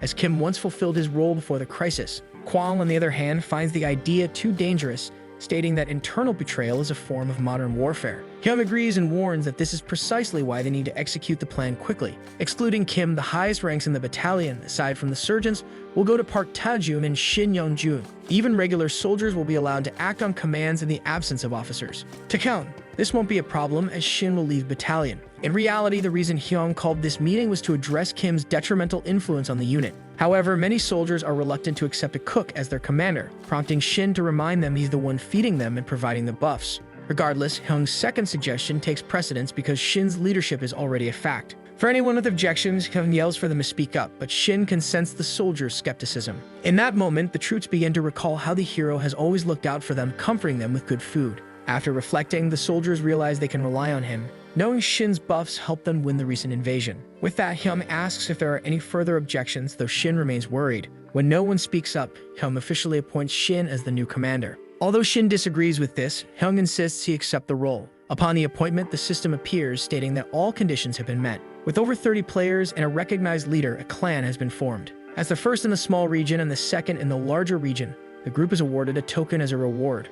Shin is named the leader of Clan 423, and a new title of Novice Chef Leader appears in his status. This marks a new chapter. Sergeant Shin must now lead the entire unit. Realizing this, Shin resolves to do the job right. His first proposal as commander is to keep Lieutenant Kim alive. Naturally, this decision confuses both Hyun and Kwang. Everyone urges Shin to reconsider, but he asks the soldiers to hear him out. Shin explains that if they start discarding people for convenience, they'll be alive in body but dead in spirit. To preserve their humanity, They should only kill people if attacked first. He asks everyone to promise to uphold this principle. Kim feels a surge of pride for the new leadership the battalion now has. Still, the soldiers question why they should keep Kim alive when he's no longer of any use. In response, Shin clarifies that Kim is just a problematic human being. At the moment, discarding him would be wasteful because he will undoubtedly be useful in the future. This leaves everyone even more puzzled about what their new commander is thinking. Later, from the third floor of the base, a civilian informs them that the soldiers have returned. The blonde civilian remarks on how the troops left in the middle of the night as a group, prompting another to ask if there's an issue. The blonde assures there's nothing alarming yet, noting they're just a bunch of 20-somethings. However, he comments that the captain seems strong even if he wasn't among the troops leading them. Changing the subject, the blonde asks if his companion checked what he had requested. The response is affirmative. No awakened individuals were found. Another member of the group also took a closer look and noted that the soldiers appeared to be using weapons to kill the monsters. The blonde leader concludes that there's a good chance there are no awakened individuals among them, and now might be the time to act. However, just to be cautious, he decides to wait a few more days. The next day, many people gather excitedly in the cafeteria for a proper meal. Meanwhile, Shin examines his clan leader token, which can offer a stat bonus depending on the group's size. The system informs him that he can choose an object to symbolize the group and transform it into the token. Providing stat bonuses to all group members is a powerful effect. However, Shin laments that he doesn't have any suitable object to represent the group. The day before, Shin had expressed doubts about his position, but Hyung reassured him by recalling the soldiers' reactions. By then, the story of Shin killing a monster with just a knife had spread. The soldiers didn't oppose Shin's leadership because they trusted him, knowing they needed a reliable leader. While Kwon was an option, his personality fluctuated too much between being overly aggressive and overly gentle. In the end, Shin was the only trustworthy and capable person left to lead. In the kitchen, a soldier salutes Shin, who asks if he relayed his instructions to everyone. The soldier confirms and adds that whenever someone asks about their occupation, they try not to act suspiciously or mention statuses. Shin also instructed them to avoid discussing awakening as much as possible. This is because it's best to keep their advantages hidden and use Taejun's advice strategically. Still, Shin believes this won't hinder their ability to increase the number of awakened soldiers. After all, they have the elite snipers. However, the soldier warns there's another issue. The survivors are continually requesting to speak with them, and one woman in particular keeps asking for a favor. Shin asks if it's important, but the soldier only knows she appears to be the leader of the survivor group. Interrupting his thoughts, Shin decides he should be the one to have this conversation with her. This is partly because he's wary of how Kim might react, but Shin assures the soldier he will handle the lieutenant.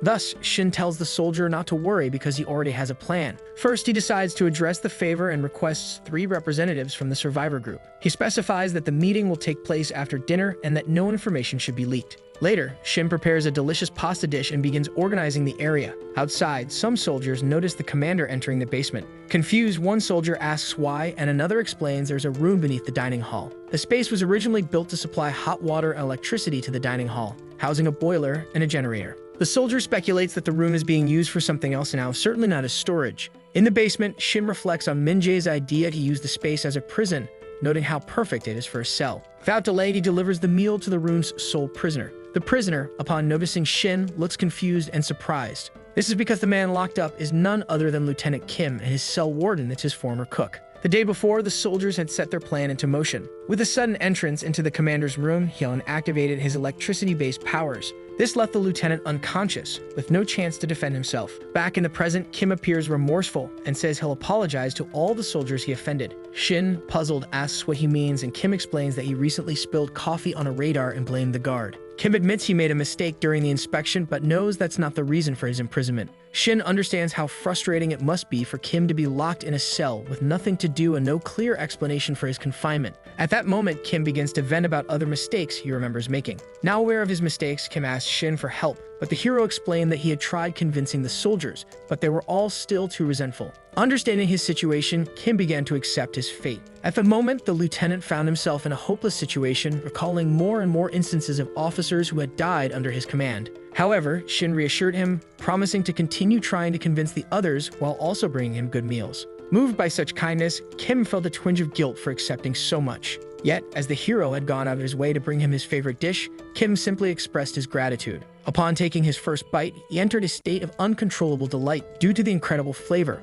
Tears streaming, Kim regained a small sense of happiness, feeling alive again. Shin thought it wasn't a bad idea to bring him the meal. He hoped the lieutenant could savor that moment of happiness. Days earlier, Hyung had questioned Shin's decision to cook lizard meat, and the hero explained it was due to the food shortage. Regardless, the surgeon asked if the meat was even edible, and Shin admitted he wasn't sure. However, with no better alternative as a food source, Shin began experimenting with new ingredients. He discovered that the taste and performance of his dishes improved when magic was incorporated. After completing a dish, Shin earned the title of Pioneer, awarded to those who pave new paths in their field. Since this title granted a 100% increase in skill effectiveness, Shin thought it was interesting to use it on a monster-based dish for the lieutenant. Later in the kitchen, Shin finished preparing rosy lizard pasta infused with happiness. As it was the first time such a dish was made, Shin's experience increased. Back in the present, Kim remarked how it had been a long time since his last proper meal and that he felt amazing now. He reflected on this immense pleasure as he finished his meal. Meanwhile, Shin repeated the process multiple times, happy to feed the lieutenant every day. Even more so, he was pleased to make Kim's palate and brain addicted to his cooking. After a few days of repeating the routine, Shin stopped serving happy meals and switched to combat rations. This threw Kim into a near-mad state, as he had developed a geek dependency. As expected, the plan worked, and Shin declared it was time to get to work. From the sidelines, Kim couldn't comprehend what Shin was planning as the hero was feeding Kim 3 meals a day. The surgeon began to suspect that Kim was a huge fan of lizard meat. Meanwhile, Kwon mentioned that Shin had requested another awakened lizard, and slowly, the two began to understand the plan. Back in the basement, Kim aggressively insisted that Shin bring him a proper meal. However, Shin remarked that such behavior was unacceptable, and that if Kim wanted a better meal, this wasn't the way to act. Still, everything was calculated. Shin was well aware of the emptiness the lieutenant felt after days of continuous happiness. Once again, Kim attempted to give orders, invoking his authority as an officer to demand a meal. But Shin made it clear that unless Kim's attitude changed, he would simply leave and return the next day. Forced to change tactics, Kim resorted to pleading, promising to do anything Shin asked. Thus, Shin agreed to cook, but only under a special condition. Without delay, they moved to another hall, now designated as the place where new awakenings were performed. For Shin, Kim was a potential lottery ticket, though the lieutenant was visibly terrified. The task required for Kim to earn his meal was simple. He had to kill a monster. Kim did what was necessary to eat again and awaken as a level 1 novice commander. Naturally, Kim was quite shocked, discovering his ability increased all nearby troops' stats by 10%. This was a much better percentage increase than Shin had anticipated. While Kim nervously asked the younger soldiers to explain what was happening, Shin could only think about how lucky he had been. There are 2 main ways to improve stats: fixed number increases and percentage-based ones. Fixed stat boosts are more effective when the target has low base stats. Percentage-based increases have a greater effect as the base stats grow higher. Therefore, the lieutenant's abilities will become more effective as the troops' stats improve, which is excellent. At that moment, the system congratulates Shin with the achievement Irresistible Flavor and rewards him with the dragon's heart. Additionally, Shin levels up to 10 and is promoted from novice chef to junior chef level 1. This promotion allows Shin to understand that reaching the highest rank is about mastering his craft. Now his stats increase by 2 per level instead of 1. Moreover, all novice talents have been replaced with junior-level talents. Even with novice-level abilities, Shin was already performing at a master's level compared to before. Now Shin wonders how things will progress, especially as the next batch of battle rations is already complete. With all the updates, Shin remarks how much he loves his skill since battle rations can produce preserved food for emergencies. Though less powerful than regular meals, they have a longer shelf life and are rich in calories, making it easier to feed the troops. Reflecting on everything, Shin is once again surprised at how useful the lieutenant has been. However, with that issue resolved, it is now time to focus on the survivors. Later, as everyone gathers, the person in charge decides to start, but one of the soldiers notices the lieutenant's absence. In response, Shin explains that Kim is unwell due to the meals, which leaves everyone confused. Regardless, Shin asks the troops not to worry since Hyun Min Jae, the most educated member of the unit, will represent them. Hyun realizes Shin is simply delegating responsibilities onto him. Shin denies this, reiterating that while he may be the leader, he won't be the one micromanaging everything.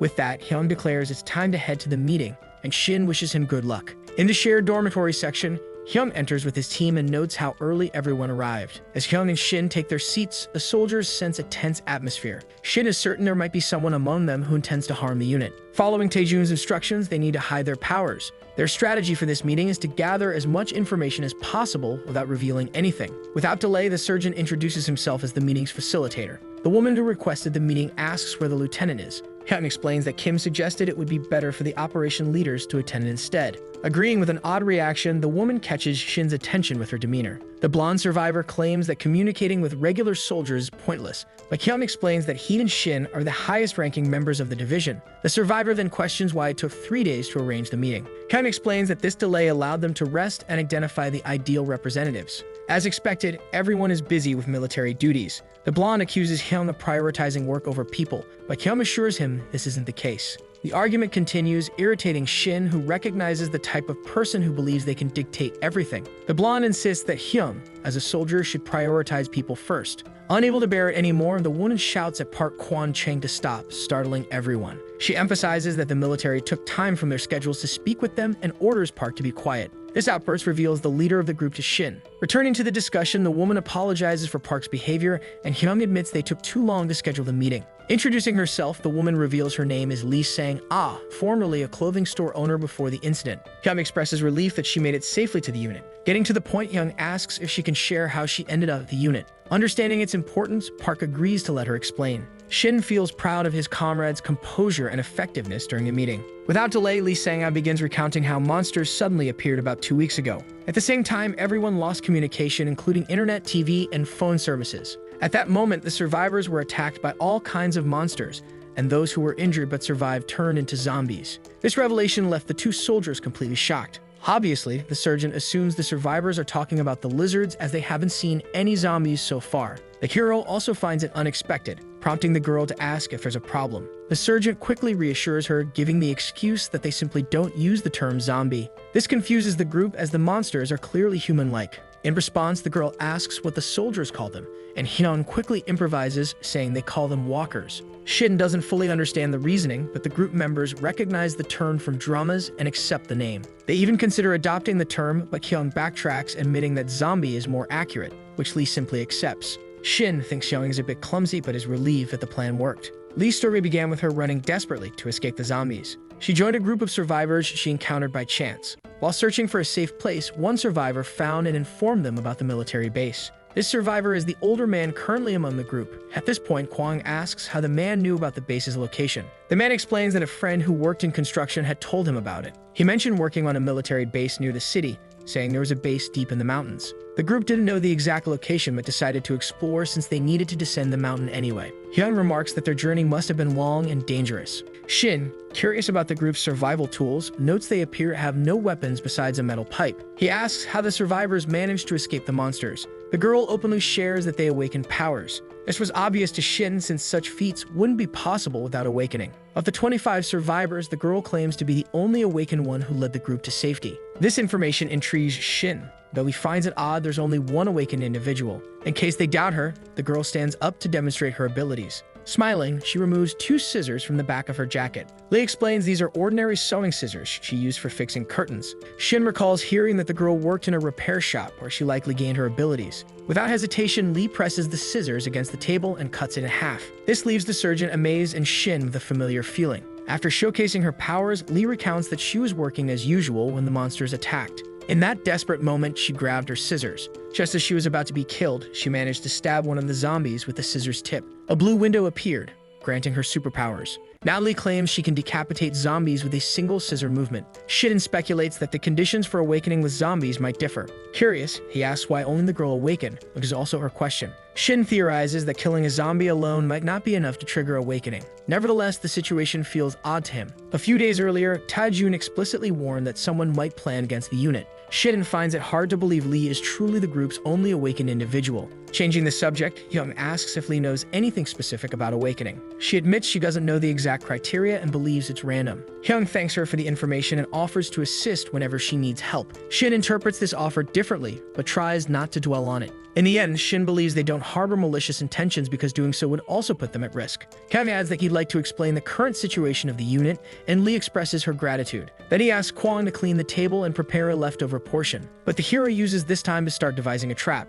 Outside, he can't stop thinking about these zombies and the other types of monsters mentioned. This means the unit would never know what to expect if not for the visitors. At that moment, 2 people come running in, announcing that the dishes are all washed. The hero thanks them, and one girl remarks it's no big deal, as it's fair to repay the meals. In response, Shin mentions he has some snacks he just prepared and invites them to try some. Naturally, they're excited, and to avoid causing trouble, he clarifies it's a gift for their service. The black-haired girl is especially thrilled, and Shin explains he made the snacks from leftover ingredients, so they shouldn't be bad. So they see no reason not to try the ice cream. But this was a special ice cream infused with the chef's special sauce of happiness. The hero's plan is to start spreading a rumor that helping with chores around the base earns rewards. When they take their first bite, it's enough to create a buzz. One of them even admits she didn't expect the ice cream to be so good. However, the other girl finds it odd that her friend is smiling. This is because she hasn't smiled once since her parents' death, but she explains she suddenly felt like it. Hearing this, the black-haired girl starts crying, moved by her friend's happiness. Trying to console her, the smiling girl says it's something to enjoy and not cry about.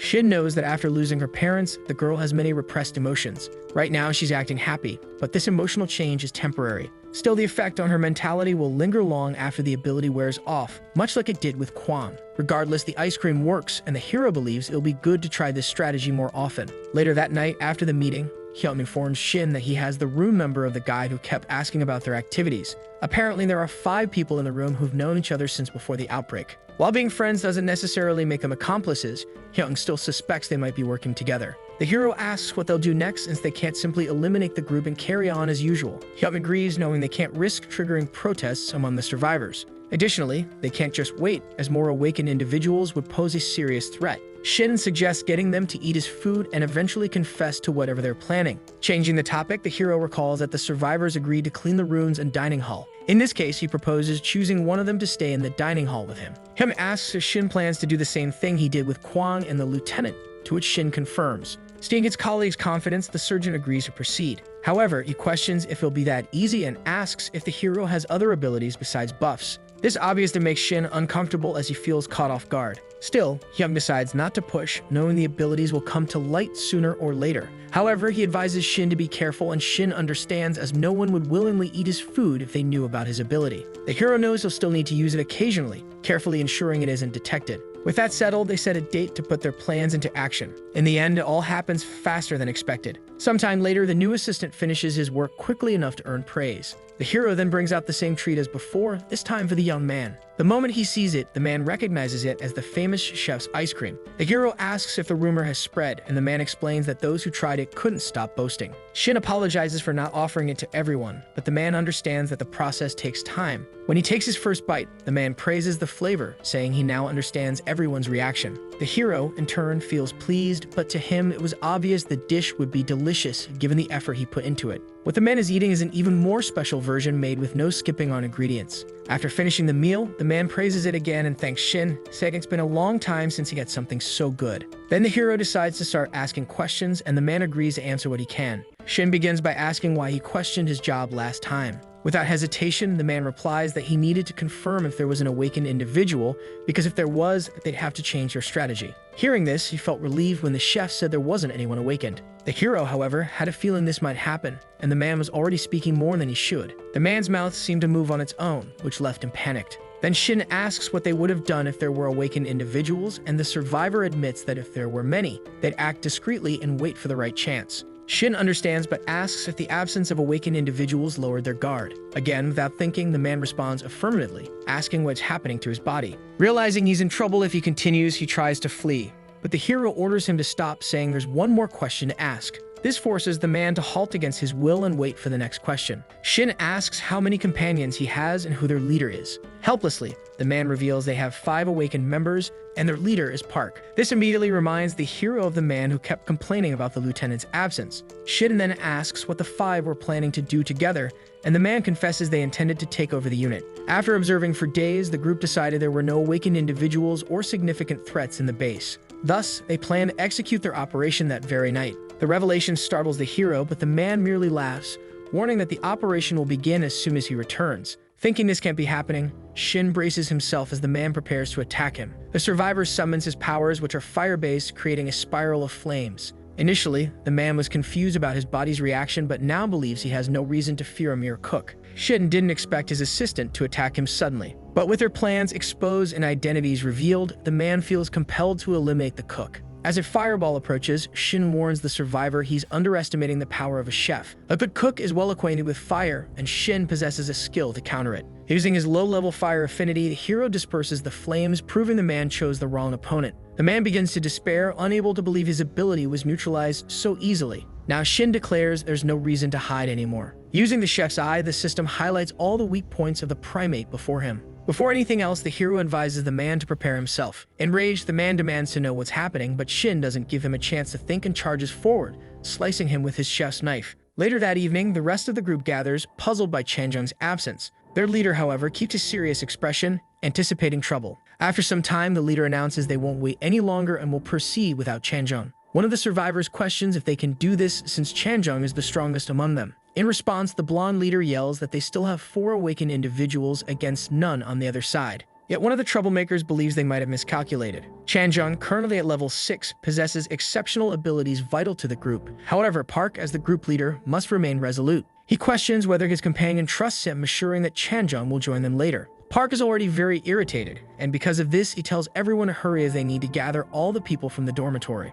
Once everyone arrives at the base's courtyard, people begin to complain about being dragged there in the middle of the night. Lee is also annoyed and asks Park what he is up to, but he merely responds that he likes leading others. Park has always been particularly grumpy and violent, but he is relatively polite in front of Lee. This prompts Lee to ask if he isn't satisfied being just the big brother of their group. In response, Park states that a group of 5 people is far too small for him. He adds that while the survivor group is also small, with the entire unit under his control, he'd finally be satisfied. Hearing this, Lee starts to understand the intentions of her group member. While the two argue, the other civilians complain loudly about the situation they are in. Inside the building, the soldiers question what the survivors are doing outside. One of them explains that the survivors just came down and started arguing. Obviously, the other soldiers dislike this, feeling that as long as the survivors are on the base, they should follow orders. Outside, Lee admits that she had a feeling the boys would cause trouble one day. Feeling cornered, she pulls out her scissors from her pockets, prepared to use force. This frightens the civilians, who begin to wonder if these men are crazy for picking such a fight. However, Park doesn't back down as he already knows the power of the scissors well. Lee is confused as to why Park believes he can take her on with only 4 regular people. But before she can think further, a second group member steps forward, saying he will handle her alone. Knowing Lee's strength, the leader sends a 3rd member to join the fight as backup. Lee realizes that everyone seems overly confident even knowing her abilities. She deduces they are all awakened, which indeed turns out to be the case. This revelation terrifies the survivors, who realize they've been deceived all along. Without further delay, Park shouts that since Lee won't back down, the fight must begin. Strategically, the 2 warriors charge toward the unarmed civilians. As their leader, Lee steps forward to defend against the attack. Simultaneously, the second member provides support, attacking with mysterious golden balls. Fortunately, Lee manages to cut them all down, though she grows increasingly concerned about the level of her opponents. Faced with 2 awakened opponents, Lee begins to question whether she stands a chance. Among the panicking civilians, the gang's leader remains confident about overcoming this obstacle. With a powerful punch, the second in command mocks Lee for being adept only at fighting zombies. The other commands his colleague to stop playing around and fight seriously. To Lee, it's clear that their teamwork is poor, and she sees a possible opening to gain the upper hand. The second attacker leaps toward Lee, aiming to finish her quickly. Both warriors have reached level 4, and they believe there's no way they can lose to a non-combatant awakened individual. At that moment, a loud noise echoes across the base, causing everyone to pause and look around. The noise is a warning shot fired by one of the soldiers, who then demands an explanation for the chaos. The 3 fighters immediately raise their hands without hesitation. The unit representative orders everyone to stop, but Park questions what will happen if they don't. The soldier makes it clear that he will open fire, prompting Park to laugh, finding the idea of a soldier shooting at civilians amusing. In response to the taunt, the soldier states that this is an exception, as any identified threat must be eliminated. In his thoughts, Park wonders if this soldier is the leader and realizes there might be more awakened individuals hiding among the unit. Calmly, Park remarks that if they are threatened, they'll have to respond in kind. At this moment, Park is still uncertain whether the survivors will dare confront armed soldiers. He knows the Awakened are strong, but not yet strong enough to overpower firearms. As he walks toward the soldiers, Park taunts them to go ahead and shoot, and he begins mocking the lack of courage among these young recruits who join at 20 years old. Obviously, the soldiers think the boy is crazy, and one of them asks leader Seo Sunyuk to make a decision. Seo clarifies that he has already made it clear what will happen. He pulls the trigger to fulfill his duty, but as everyone watches in shock, the bullet doesn't fire. Park is genuinely surprised that Seo attempted to shoot and retracts his statement about all of them being children. In Seo's mind, however, none of this makes sense, as the weapon was functioning just moments ago. With a smirk, Park explains that the gun isn't broken and that Seo will understand once he learns about his ability. Park's profession is arsonist, and one of his skills is to interfere with fire-related phenomena nearby. Seo is of course stunned, and his subordinate reports that the other soldiers' weapons are also malfunctioning. Park elaborates that he can disrupt fire, and since rifles are firearms dependent on combustion, it don't work either. With so many soldiers surrounding him, Seo realizes that the group has prepared for this confrontation, having planned during the conversation. Because of this, the 2 troublemakers lavish praise on their older brother. However, Lee knows well that if things continue this way, the unit will soon fall. After disarming the soldiers, Park yells for the entire squad to kneel. But the soldiers whisper among themselves that if Park's power is solely fire interference,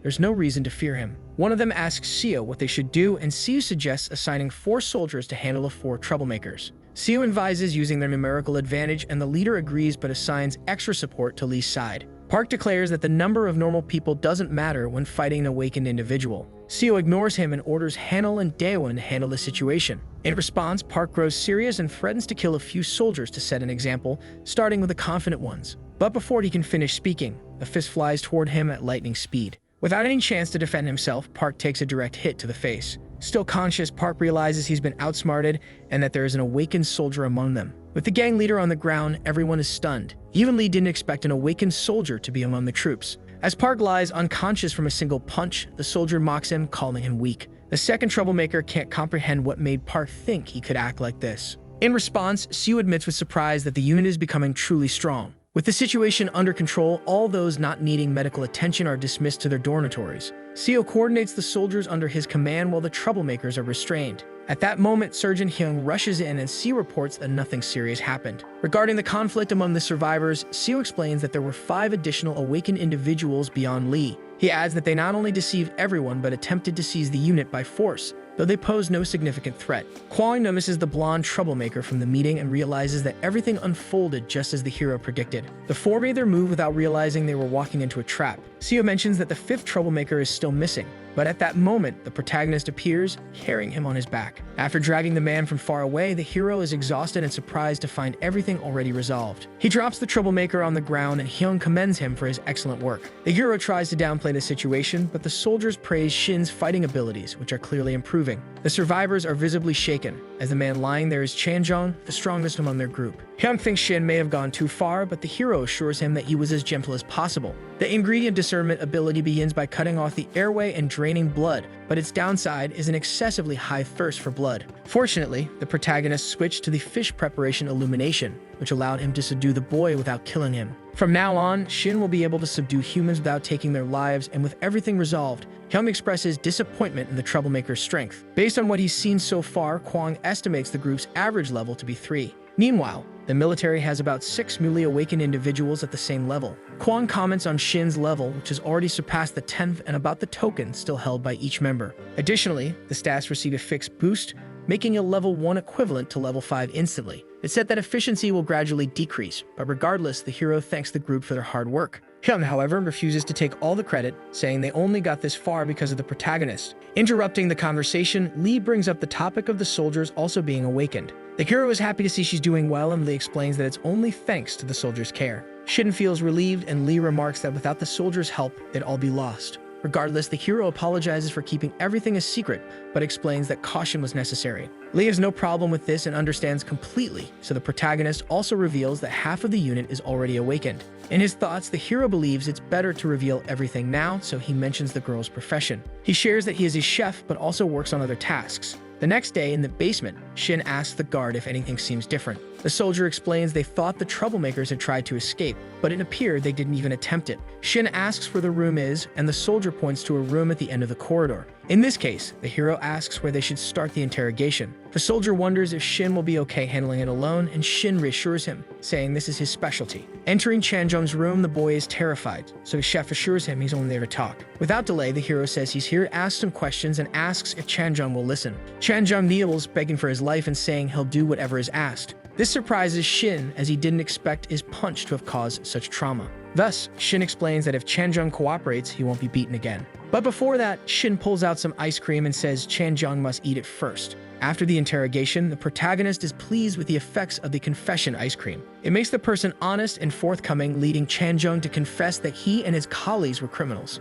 Chanjong explains that as information about awakening spread, it became harder to expand influence, so the group submitted to the blonde leader. The criminal hid the fact he was awakened and joined Lee's group. Taking power from others wasn't easy, but one of the group members specialized in tarnishing reputations. In the end, these criminals were meticulous and tried to expand their influence covertly. Chanjong also admits that this is why the unit was targeted. It was a big prize and could provide weapons. Now the hero understands Taejun's prediction about hiding strength. If the group had known the battalion's potential from the start, they would have acted more cautiously, expanding slowly. Bringing survivors to the unit was risky, and Shin now wonders what to do with these people. Later, the lieutenant reports that he reassured the survivors as instructed. He adds there's nothing significant to note, as everyone is now quite calm. As expected of an officer, Shin is very pleased to have someone so useful and persuasive under his command. The lieutenant asks if his performance was good, and Shin confirms it was. In this case, Kim nervously requests a few snacks as a reward. This worries the hero, noticing Kim's withdrawal symptoms worsening. When Shin doesn't respond immediately, Kim apologizes, saying 3 meals a day are enough. But the hero agrees to prepare a snack to reward the officer's work, which makes Kim extremely grateful. Shin instructs Kim to wait in the dining hall, and Kim happily skips off like a child. Witnessing this strange behavior, the hero considers putting the other 5 criminals under the same dependency. After all, they're dead weight if left alone, and Shin isn't eager to kill humans. Even so, as he cooks, he realizes he needs to take action soon. Later, Shin appears before the blonde with a tray full of delicious food. With the first bite, the once stern and grumpy man smiles like never before. Naturally, the hero does the same for the entire group and earns the Reform achievement, granted when an evil group is subdued by the power of cooking. Additionally, the protagonist receives the title of Reform Chef, which increases food effectiveness by 30% for monsters and malicious people. Now these former criminals will join the unit as its newest members. The next day, the group salutes the other soldiers and assists with all the daily tasks. Seeing this, Shin asks how the newcomers are doing, and Kwang reports that they are adapting well, despite being a bit older. Everything seems resolved without issues, so the hero announces that they will remain novices until their reform is complete. At that moment, Hyung runs in, desperate to speak with Shin, prompting the hero to ask what's going on. The surgeon explains there's something Shin needs to see immediately. By now, the unit has collected all the remaining fuel, but without counting the vehicle's reserves, the generator will only run for another week. This is a critical issue since they're running out of food and electricity. To Shin, however, this was inevitable since the arrival of the survivors derailed all original plans. One of the soldiers asks what they should do, and Shin states they will prepare to leave the unit. Later that night, Hyung remarks that he now understands why Shin asked them to skip dinner. A variety of beautiful, fresh dishes have been prepared for the soldiers to cater to every taste. But as they take the first bite, Shin reveals that the meal is actually made from lizard meat. This instantly transforms their enthusiasm into outright panic. Obviously, Hyung angrily questions why Shin is feeding them lizard meat. The hero explains that until now, they've only fought lizards with known weaknesses. However, according to Miss Lee, there are many different types of monsters outside, including zombies and humanoid creatures. In this case, everyone needs to be prepared, and Hyung agrees but still doesn't understand why they need to eat lizard meat. Shin clarifies that the unit's food supplies are almost gone, except for a minimal amount of combat rations. The soldiers can still buy rye bread from the shop to stave off hunger, but it costs points and is difficult to cook. Fortunately, monster meat contains magic, making it highly effective. Ultimately, Shin argues that eating monster meat is their best option. Hyung understands but points out that many won't like it, especially the lizard meat, as everyone saw their comrades killed in battle. The hero acknowledges this, which is why he's carefully managing everyone's mental state with meals. Without this effort, the entire unit would have collapsed under severe trauma. Even now, Shin struggles to keep things under control. Eating monsters that eat humans will undoubtedly be hard to accept. Still, Shin remains steadfast, asserting they can't worry about that now. As he said before, the unit's primary goal is survival. Thus, they must decide whether to be eaten by monsters or to eat them to survive. With seriousness, Shin asks for his soldiers' trust. The next day, Hyung gathers everyone for the special meal prepared by Shin. The soldiers express relief at finally eating something fresh. Of some doubt, it's really monster meat. However, after tasting it, their opinions change completely. The meal surpasses expectations and even boosts their stats. It's undoubtedly incomparable to anything they had before. Hyung enthusiastically comments that the plan is working, and Shin agrees, although some soldiers are still hesitant. The surgeon assures the hero not to worry because he knows everyone will eventually eat it. To liven up the atmosphere, Hyung shouts for everyone to hear that they can't end the party like this, so he calls for the hidden soju and beer. He explains that after every department meeting, he'd stash some drinks away, which excites the battalion. With laughter, the soldiers bring out the crates, and the military's celebration begins. Shin was very pleased, as it had been a long time since he had seen everyone so happy. Suddenly, Miss Lee appeared in the background, surprising the hero. The girl explained that she hadn't seen soldiers in the living quarters and came over after hearing some noise. Shin tried to explain what was happening, assuring her that it wasn't something they intended to impose on the survivors. After all, it would be problematic if the civilians thought the good things were reserved for the soldiers while the bad were left for everyone else. Lee, however, had already heard about the monster meat, and though it seemed strange, she could understand. Such measures were inevitable for survival, but regardless, the girl had a request to make. Unexpectedly, she asked to formally include all the survivors in the unit. The hero found it strange that the civilians also wanted to participate in combat. However, Lee explained that while being protected wasn't bad, they needed to learn how to defend themselves for future dangers. This attitude made the hero proud, as it showed she was now thinking like a true leader. Nevertheless, Shin said it was still a sudden request, but Lee clarified that they had been discussing it since Chang's betrayal. This made sense to the hero, as without their interference, the civilians wouldn't have been able to stop him. In this case, Shin asked if she had considered the opinions of the others, to which she confidently replied that she had. Thus, Shin explained that they were trained soldiers, meaning that by joining, the civilians would need to follow orders from their superiors. Lee didn't mind, as from what she had seen so far, Lieutenant Kim seemed competent enough to lead them. The only thing she didn't know was that Kim was only acting this way because he was following Shin's orders. The hero decided to explain that later. Understanding Lee's request now, Shin said he would discuss it with his superiors and inform her of the conclusion later. Lee smiled and thanked him, assuring him that everyone would do their best not to slow down the unit. After everything, the hero informed the others about the girl's request, leaving everyone in disbelief. Seo asked if it wouldn't be too much of a burden, considering they were already struggling. However, it was clear that they couldn't just leave the civilians defenseless, doomed to die as soon as they left. In this case, Seo questioned whether all the survivors had truly agreed to this. Shin confirmed that they had and that they were ready to fight in the same war. Certainly, there were many risks involved and the soldiers couldn't predict the dangers ahead. Yet they had to join forces to protect the civilians and survive together. This, after all, was their duty as humans and as soldiers, effectively ending the debate. Later, the girl asked the hero to check what she had prepared. Seeing that Lee had single-handedly produced so many military uniforms, the protagonist realized how serious she was. These uniforms were crafted from monster leather, with command combat sets made from the leader's hide and others from the regular monsters. Lee explained that since the lizards had strong defensive power, she used this to their advantage. Though the scales were tough, they were a bit thick, so she reinforced only the critical areas. She then asked if the hero wanted to try one on. When he did, the uniform granted several effects due to being crafted by a novice tailor. The system stated that the clothing significantly increased physical resistance and improved attribute resistance. The protagonist thought this was incredible, especially when paired with the boosts from the meals. Lee praised how the hero looked and he thanked her, saying the outfit was very comfortable. Changing the subject, Shin asked why she chose gray for the uniform's color. She explained that she thought they might go to the city someday, so she decided to make different versions. Additionally, the uniforms for officers and soldiers varied, with the leader's uniforms being slightly more resistant. In this case, Shin quickly clarified that he was the unit's commander, leaving Lee confused. Although it was a bit late, the protagonist decided to explain everything to her. Once she learned the secrets, she would be fully integrated into the unit. Thus, the hero revealed everything he knew to her, and since only the veterans were aware, asked her to keep it a secret. Later, outside the building, the soldiers gathered to check the uniforms. Naturally, they were thrilled since this type of material would make it much easier to avoid injuries.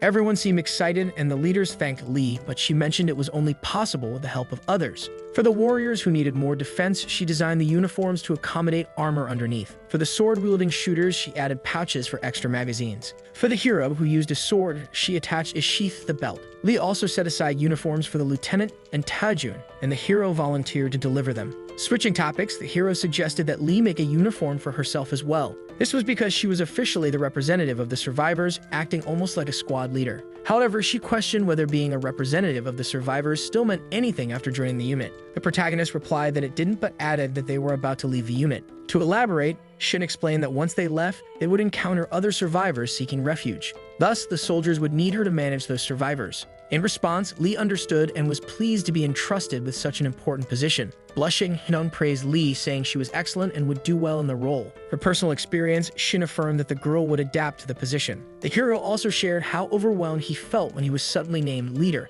but humans are adaptable creatures. On that note, Seo handed Lee a K5 pistol. Typically, these pistols were issued to field officers or in special cases like order officers. When the monsters attacked, the unit lost its battalion commander, the order officer, and the military doctor, leaving these pistols unclaimed. Lee, however, had never handled such a weapon before, so Seo took charge of giving her a quick lesson. Quantin then asked who the other two pistols would be assigned to. Hyun explained that one was given to the lieutenant for the dignity of his rank and because he lacked combat abilities. Then the battalion commander himself planned to use the remaining one. Shin explained that he had been using a blade, but it had its limits. Since he wasn't combat-oriented, he decided to use a pistol instead. Kwon, however, didn't seem too pleased with this, but Hyun reassured him, saying a low-caliber weapon like that wouldn't make much difference against them. A few days later, another soldier awakened, bringing the number of awakened members to 100, completing the requirements to form a guild. The system informed them that a guild is a structured society and therefore positions and rules must be established. This made it the perfect time for Shin to suggest leaving the base. When the suggestion to abandon the base and move out was made, as expected, many were worried. Several soldiers argued that it would be dangerous for ordinary people to survive in the wilderness with so many monsters around. Though there were no direct objections, many others trembled with anxiety. Still, remaining locked in the unit would eventually drive the soldiers mad, and to ensure survival, leaving was necessary. Some, like Hyun, understood the situation and asked what they should do. For our hero, the only possible choice was to prepare another meal full of courage. With all the survivors gathered, the hero thought it was indeed a large group, but it also felt just right. Thanks to the protagonist, everyone was united, and Hyung suggested they take the next step. There was still much to decide, so the system informed them that the leader could appoint deputies to divide the guild's responsibilities.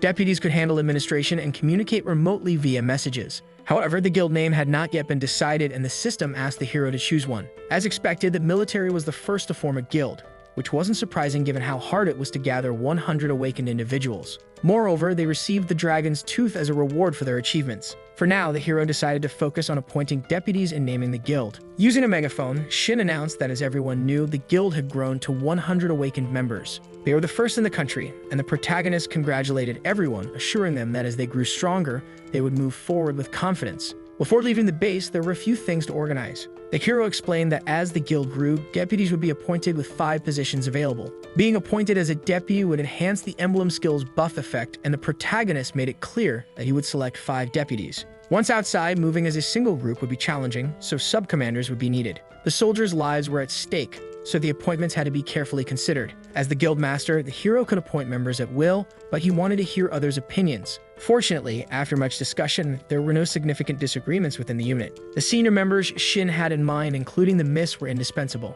The biggest issue was Taejun, who was in a wheelchair. Because of this, people began questioning if there wasn't someone better suited, as despite being a good person, the surgeon could barely walk. The hero understood the soldiers' concerns. In response, Shin announced that Sergeant Park Taejun would not leave the base. Naturally, the soldiers were upset since they had just been told they would leave. Even the senior members were confused, and Hyung questioned Shin. The hero explained that the mountains were the group's only base, and if all the troops left, they would lose the occupation effect. Moreover, the earlier message stated that as long as they maintained territorial control, they could earn occupation points. The more and longer they controlled, the more points they could accumulate. Currently, the military didn't know how these points would be used, but it seemed this game revolved around territorial battles. Taejun then asked for the megaphone, and after receiving it, reminded everyone that his job was as an astronomer. The better the visibility of the stars, the more effectively he could use his skills, and few places offered a better view than the base. For this reason, he decided to stay to collect and relay information, acting as the unit's radar. Additionally, 7 other soldiers volunteered to stay and form the detection squad. Thanks to Taejun's speech, there were no more objections, and thus the 5 guild deputies were chosen.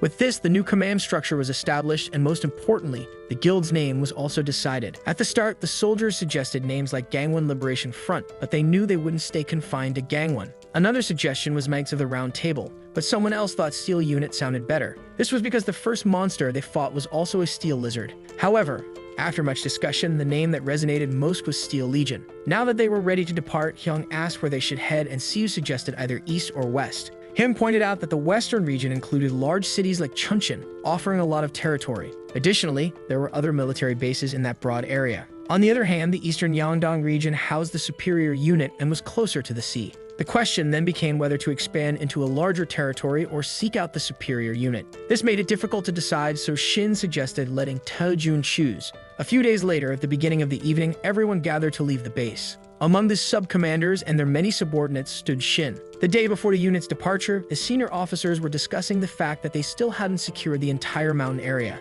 To aid in the effort, they prepared a map for the mission. Hyung mentioned it would be a good idea to familiarize themselves with the area before leaving. However, Kwon questioned the meaning of the spots marked with an X. The surgeon explained that those were locations where monsters had recently been sighted. Seo couldn't hide his surprise at how numerous they were. Considering they were still encountering monsters daily, the number was indeed daunting. In the end, the departure was proving to be a headache since, instead of diminishing, the number of monsters kept increasing. Additionally, recent reports described monsters with bizarre forms beyond just lizards. Without knowing these monsters' weaknesses, dealing with them without mercenary-level firepower seemed impossible. Hyun then asked Lee how she had reached the base and whether she encountered obstacles along the way. She explained that there were monsters, but not nearly as many as being mentioned now. Throughout her journey, she had to deal with only 1 or 2 monsters, none of which were lizards. Since Lee had managed to defeat them on her own, Hyun believed they wouldn't pose much of a problem. In response, Shin suggested this was likely due to the chief effect, which piqued everyone's curiosity. It was true that they encountered survivors 2 days after defeating the chief. These survivors had entered the mountains when the number of lizards was significantly lower than usual. Steo commented that conditions now were much worse than back then, especially with more soldiers and supplies to transport. That's why leaving the base required thorough planning, which Hyun agreed with, emphasizing they needed to prepare as much as possible.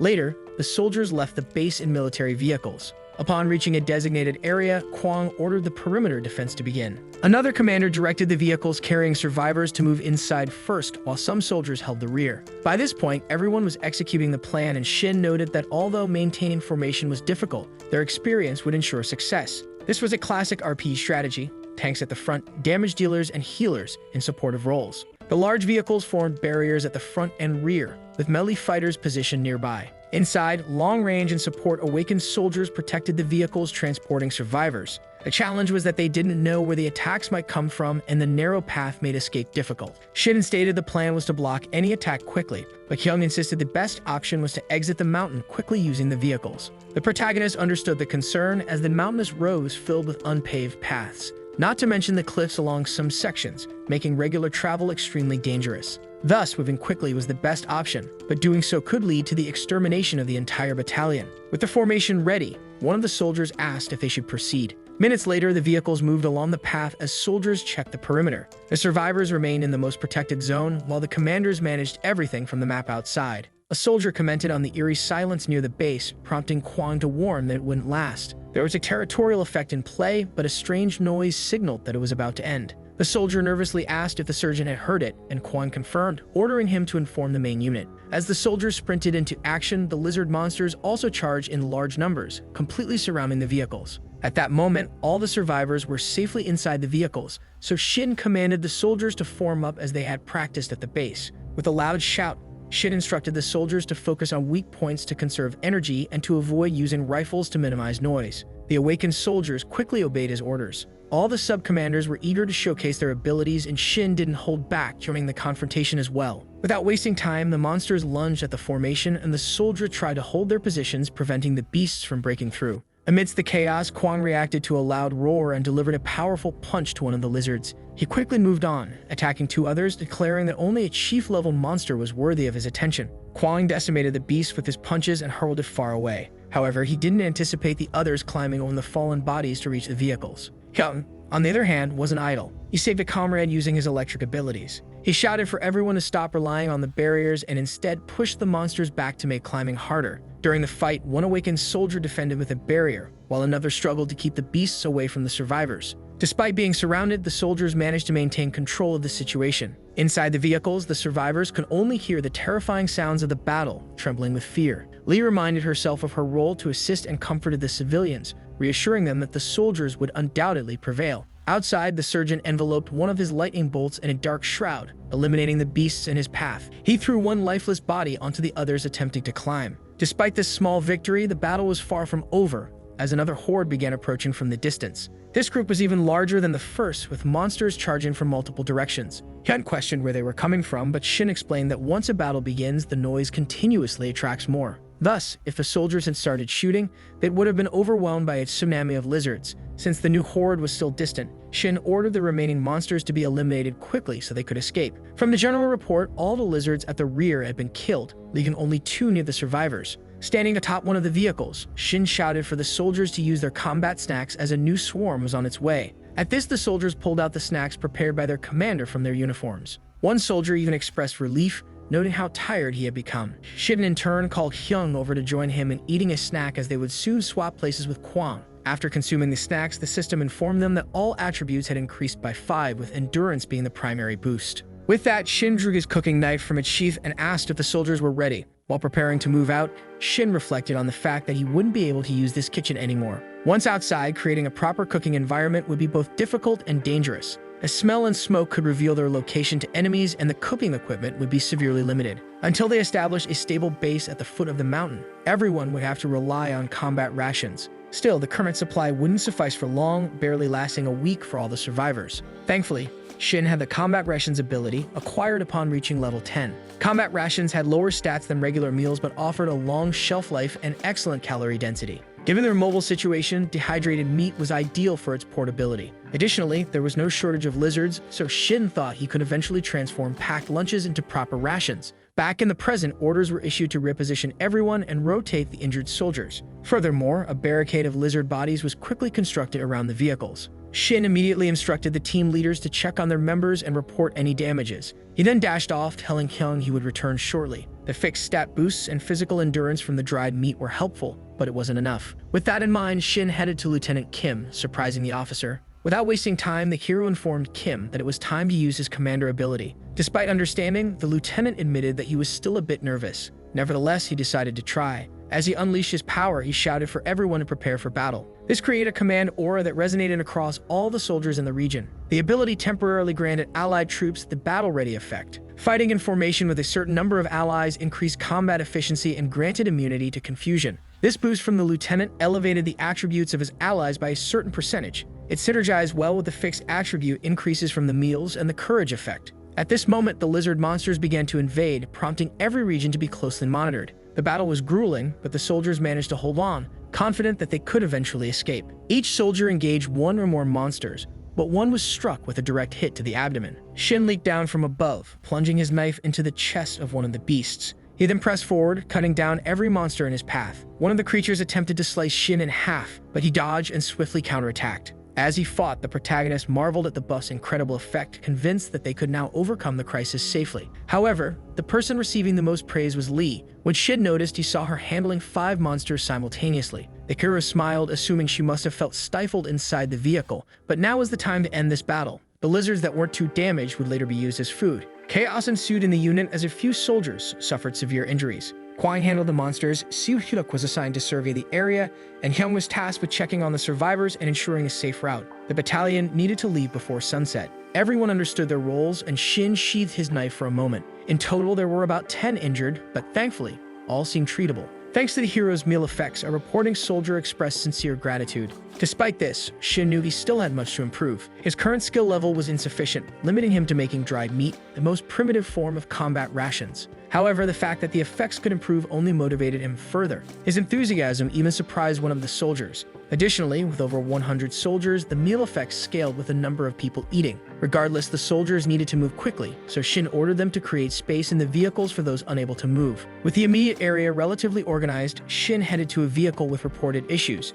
Upon arrival, the soldiers informed him that the vehicle could not be salvaged. Acknowledging the setback, Shin asked about the condition of the other vehicles. The soldiers assured him that the remaining ones were still operational due to their resilience. Even so, Shin wasn't thrilled as they had barely begun, and it was already challenging. The soldier added that they couldn't fully rely on the vehicles as they weren't armor or tanks and could be destroyed. For now, there was nothing they could do except look for salvageable materials. Thus, the soldiers decided to abandon the vehicle and use its parts. Later that night, everyone gathered. Some ate while others stood guard. The guild deputies joined Shin to discuss new strategies based on the map. After a long night, dawn arrived and the soldiers continued their journey toward the new region. At this moment, a soldier ran up, shouting for Shin to come quickly. Curious, the hero asked if something had been found, and the soldier confirmed. Upon arrival, Kwang was already investigating as a section of the metal fence had been completely destroyed. Shin wondered aloud how this could have happened and whether it was the earlier lizards. Kwang agreed it was likely the case, but to Shin, it didn't seem like an accident. He noticed tire marks and immediately thought of the soldiers who had been sent outside. Clearly, there are signs that a vehicle fell there, prompting Shin to immediately request binoculars.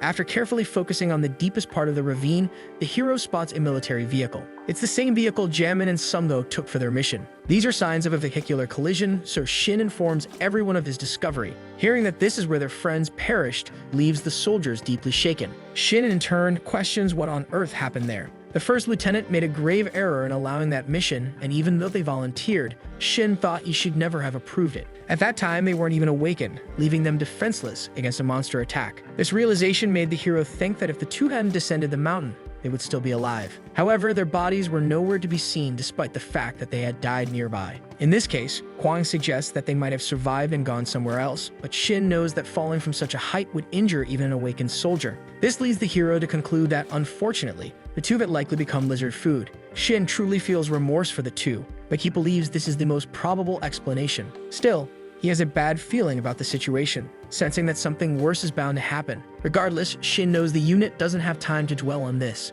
Later, Hyung expresses his surprise at the lack of bodies, and Shin admits he also can't understand why. In any case, they need to continue producing combat rations as supplies are running low. Hyung agrees, noting that they now have a significant stockpile of lizard meat. Ultimately, Shin knows he'll just have to cook on the move. The soldiers can't go without dried meat while in enemy territory, Minutes later, another horde of monsters appears from all directions to attack the battalion. Hyung urgently orders everyone to maintain their positions, warning that leaving them would spell disaster. Unfortunately for the sergeant, the sheer number of monsters is overwhelming the soldiers. Lee and the other guild deputies are also engaged, but it's unclear whether they'll be able to hold out. Meanwhile, from inside a truck, Shin races against time as this is already the group's fourth battle. He hasn't had a chance to step out since he's been making dried meat, and all he can do is hope for the best. Thankfully, the soldiers manage to fend off the monsters, but 5 are injured, with 1 in critical condition. This deeply worries Shin as they're gradually suffering more casualties. Thanks to the meals and Lieutenant Kim's buff, the soldiers' stats have improved despite their constant fatigue.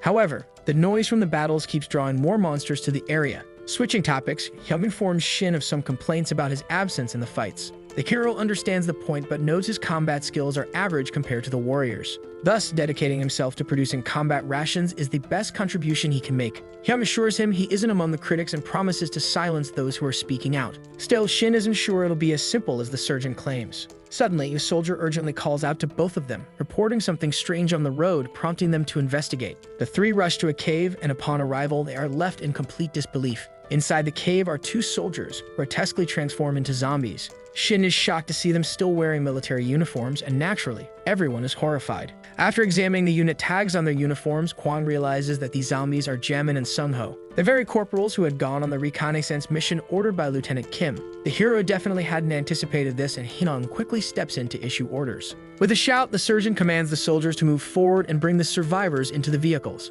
However, upon looking through the binoculars again, Kwang notices that the zombies are armed and advancing toward the unit, throwing the soldiers into total shock. Apparently, even after death, Jamin and Sungho's zombie forms can still handle firearms. Without delay, everyone is ordered to take cover and prepare to intercept the gunfire. After a frantic scramble, the zombies begin firing at the soldiers, who thankfully manage to defend themselves using tactical shields. However, several shots hit the vehicles and one strikes Minchul squarely in the chest. The hero is desperate and promises to call a medic as quickly as possible. Yet despite the excruciating pain, the soldier grabs Shin and informs him that the uniform saved his life. This leaves the protagonist immensely relieved. Naturally, the soldiers ask Shin to double-check, and he is deeply impressed with the quality of the uniforms. Even with the chaotic gunfire from the zombies, no fatal injuries have occurred. However, the monsters continue advancing but are now unable to shoot. Faced with this, the soldiers speculate among themselves that the zombies are likely out of ammunition. Hyung laughs, remarking that they probably lack the intelligence to reload their rifles. The surgeon orders the warrior squad to strike before the zombies can act further. Kwang leads the charge, with 2 others joining the fray.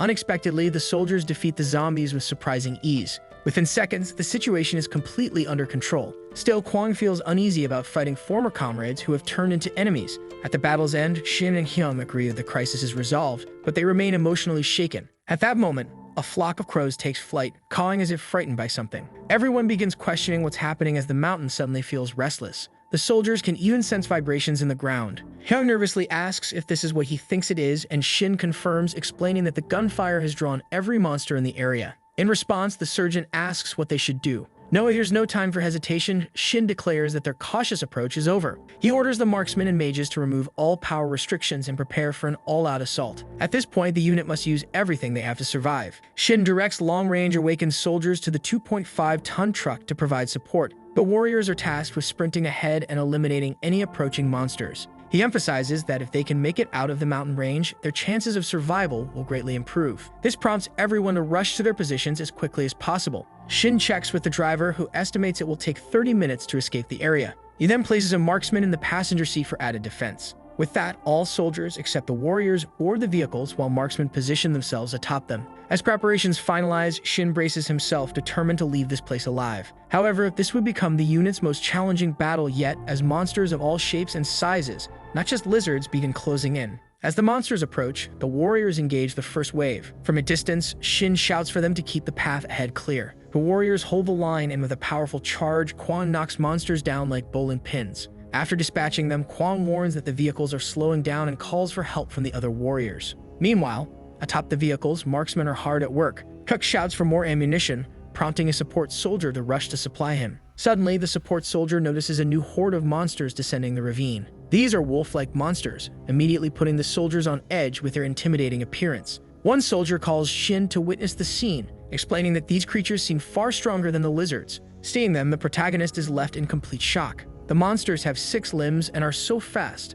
that the warriors are struggling to get close. Moreover, they appear ravenously hungry. It's clear that these monsters resemble wild animals much more than the lizards did. Faced with this new threat, Shin wonders aloud what they should do, realizing that moving with the vehicles will be incredibly challenging. At that moment, inspiration strikes him. At the front lines, barrier-wielding warriors give their all to halt the monsters' advance. Due to the wolves' strength, one of the warriors warns that they can't hold much longer. Before disaster strikes, however, several pieces of meat are suddenly thrown into the fray. As soon as the meat scatters around the wolves, their attention shifts and they pounce on the food. The fact that the wolves were more focused on the lizard meat surprises one of the soldiers. Since they still have plenty in stock, the hero decides they will continue tossing out the meat as a distraction. However, this behavior was not unexpected by the protagonist. Initially, the monsters surrounded the group as if ready to eliminate them, but calmed down upon seeing the meat. This clearly distinguishes them from the lizards, which plan their attacks more strategically. If there's food in front of them, the wolves will go for it.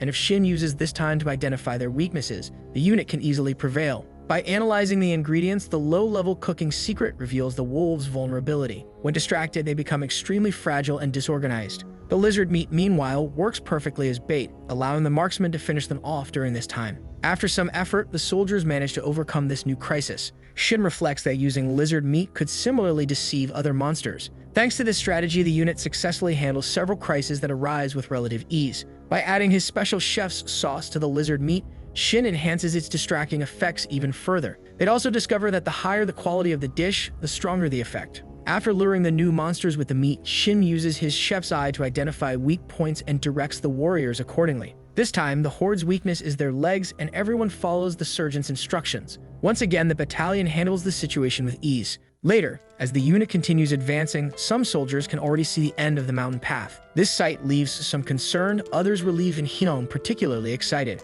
However, despite sharing their enthusiasm, Shin struggles to express it. In his mind, the hero realizes he may have overused his abilities. His eyes hurt and his head spins, making him feel mana depleted for the first time. He collapses to the ground, leaving the entire battalion in a state of panic over their commander's condition. After some time, the hero wakes up in a bed, drenched in cold sweat. Kung sits beside him, asking if he's okay. Shin weakly replies that he feels like he's dying, but immediately inquires about their current location. Kung explains that they found an empty farmhouse and decided to set up camp nearby. Focusing on what matters, the surgeon offers Shin some porridge he made using combat rations. However, Shin quickly notices that Hyun just tossed everything onto a tray and boiled it. Hyun reports that after leaving the mountains, monsters appeared, but the unit managed to deal with them. Shin asks if the surgeon remembered to bring back the monster carcasses. Hyun confirms this, noting that he knows how valuable the meat and hides are as resources. At the moment, Kwang and others are outside retrieving them, while Lee is helping with resource production. Everyone is working hard, and just then, a soldier enters to announce the return of the exploration team. Hyun advises Shin to keep resting while he handles it. However, Shin insists on getting up and taking care of things himself. Initially, Ta-jun had suggested heading west, claiming they would find more opportunities there. However, Soo-hyuk perceives this direction as a death trap, describing the area as an outright hellscape. The chaos caused by monsters draws even more of them, and humans killed by the creatures turn into zombies. Currently, the village is overrun with zombies and beasts, making the situation dire. Shin acknowledges that entering this monster nest would put them at a severe disadvantage. Furthermore, the numerous buildings and vehicles would obstruct the unit's view and make movement beyond the roads extremely difficult. Despite this, the soldiers are reluctant to abandon the idea. Shin suggests they proceed only after reinforcing their strength and healing the injured. The guild's 2 healers are barely keeping up, and any further injuries could lead to fatalities. Soo-hyuk asks what their next move will be, prompting the hero to contemplate. Suddenly, Shin comes up with the idea of heading to the unit's own barracks. Kellen immediately agrees, noting that the barracks will have many useful resources. Unlike urban areas, the barracks are in open fields and not too far away, making the journey relatively safer. Now that they are in the open fields, securing a base of operations is crucial, so this location could definitely serve as their new base. Finally, the hero suggests creating a plan before sunset with all high-ranking members. In the end, they decide not to move all the troops at once, but instead divide into 3 squads, each led by a captain. Since firearms cannot be used, a marksman will remain at the cabin. Additionally, they need to conserve their dwindling ammunition, which Shek agrees with. Lee is also named as squad leader, and while she feels uncertain about leading the troops, this is a good opportunity for growth. Given that she is one of the few who survived in the city, the hero knows her knowledge of urban areas is invaluable. Although many disagree, the protagonist also includes a survivor with awakened abilities in each group. These individuals have been fully conditioned and will do whatever is necessary as long as they receive a snack afterward. With this arrangement, the hero hopes nothing goes wrong while they are away. The following morning, Shin announces that to avoid attracting attention, the groups will split up and take different routes to meet at the destination. Everyone follows the orders, and Shin informs them they are departing now, with the civilians wishing them good luck. After walking for some time, Shin decides to ask why survivors are mostly found in cities. Lee responds that they had no other choice, as cities were the only places where food could be found. Monsters and zombies were terrifying, but hunger was even worse. Lee expressed gratitude for never missing a meal at the barracks, because before that, every day was more challenging than the last. Shin then asks if surviving in the city was difficult. Recalling his earlier comments about buildings obstructing the view, Lee explains that this wasn't a problem for them. Survivors could hide and move between structures whenever danger arose. This strategy obviously wouldn't work in open fields, where they would eventually be caught. Shin realizes that what he considered a disadvantage was actually an advantage for ordinary people. Changing the subject, the hero asks if there are still people in the city, to which Lee replies that there probably are. While it makes sense that the military wouldn't be the only survivors, this leaves Shin a bit uneasy. This is why they decided to leave in search of resources and to grow their forces. Just as the first group joined the unit, they need to expand through survival efforts. However, if the military starts accepting survivors without any criteria, criminals could infiltrate. This naturally gives the hero a massive headache. At one point during their journey, Lee senses something and immediately asks the group to wait. Shin asks what it is, and she says she hears faint breathing nearby, likely coming from zombies. Upon closer inspection, the soldiers confirm the presence of zombies, though fortunately, they haven't been noticed. Without the captain, they would be in serious trouble, as the unit still lacks detailed information. They explains that most zombies are weaker than monsters, but can retain human habits or exhibit unpredictable behaviors. One example is a zombie moving within the sewer system. She explains that the zombie is hiding to ambush anyone who comes close, like a trap. The hero asks if there's a way to detect them beforehand. Lee explains that with the heightened hearing of the awakened, it's possible to recognize breathing if one concentrates. Shin realizes that hearing is the only method, so he begins to think about devising a strategy. A few minutes later, the hero briefs the unit on everything he has learned. Calling for focus, he orders everyone to gather equipment and prioritize large swords. Since it will be complicated for everyone to move together, only the captain and a few others will join the vanguard group, while the rest will secure the barracks area. With everything prepared, the protagonist orders his group to move, and they quickly enter the location. Inside one of the buildings, the members are split into two groups. Before advancing further, they hear the sound of zombie breathing coming from all directions. Hyun, slightly worried, notes that there are too many of them, making it difficult to pinpoint their positions. Lee adds that she has never seen so many zombies gathered in one place in her entire life. And to make matters worse, Shin's former superiors are among the monsters. Realizing that the mission seems too risky, the hero decides it's better to retreat, and Hyun agrees. However, just as Shin is about to order Kwang to lead the way, a zombie comes flying straight at the young officer. The zombie nearly ends his life, but fortunately, a knife pierces its neck. Everyone is shocked because the one who reacted so quickly was the hero himself. Shin then shouts for everyone to move quickly as the zombies are coming in mass. While being pursued, Shin warns them not to slow down. After all the chaos, the group successfully escapes the base. But the fact that the zombie was in reality Sergeant Park, the standout officer from their battalion, draws significant attention. Shin explains that he recognized the zombie despite its altered form, as it's still possible to identify them. Hyun notes that despite everything, these were still the soldiers' former superiors, making it likely that fighting them could emotionally destabilize the troops. Reflecting on this, Shin remembers that it's been a long time since he prepared comforting and relaxing meals for his companions. Since the unit encountered Jamin and Sungdo on the road, the soldiers' fear of zombies has grown significantly. In this case, Shin mentioned that he considered investigating elsewhere, but ultimately decided they still needed to check the barracks. This decision, driven by mental health management, initially confuses everyone. The hero explains that while the soldiers' battles are temporary, there may still be survivors to save. Lee agrees, stating that such a mission would undoubtedly boost morale and courage. Hyun, however, still finds the plan a bit crazy. Shin explains that unlike aimless investigations, this rescue mission would have a meaningful purpose. After a lengthy discussion, the officers decide to hear out Shin's plan. The soldiers then begin strategizing on how to confront the monsters in the barracks. Given that these structures are essentially dungeons, the hero knows it won't be easy. Hyung suggests bringing all the mages to level the area with maximum firepower.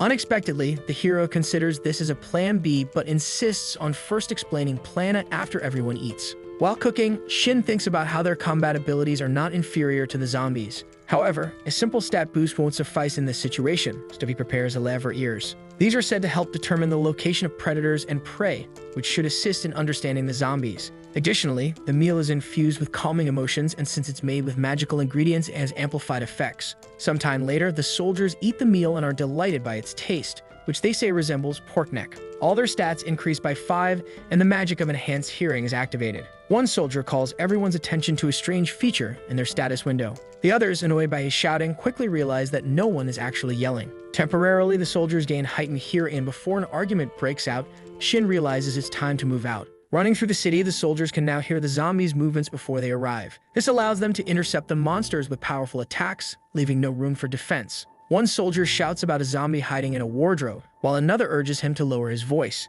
Now the troops can pinpoint enemy locations solely by sound. Lee finds it almost unbelievable, though she notes that their ears hurt significantly. Shin suspects that their brain functions aren't fully prepared for the heightened auditory sensitivity. Still, since these are only zombies, locating them is enough for the unit to handle them effectively, and at this rate, they'll finish quickly. Suddenly, a zombie appears without anyone noticing, but luckily, Shin defends against its attack. He drives a knife into the monster's head, causing it to fall lifelessly to the ground. Unexpectedly, some zombies begin attacking silently, prompting Shin to conclude that they've been there too long. He orders the group to move to the officers' building on the next floor. If everything goes well, the unit should complete the mission without further issues. Upon reaching the next floor, Shin is surprised to find Hyun already there. Hyun remarks that Shin is late, and Kwang reports that most of the monsters have already been dealt with. At this pace, a soldier comments that he almost feels sorry for the zombies because they have no combat skills. However, one still remains: the commander of the unit's battalion, Major Kwak Hanjung. Shin is obviously terrified to see the highest-ranking person in the unit in this state.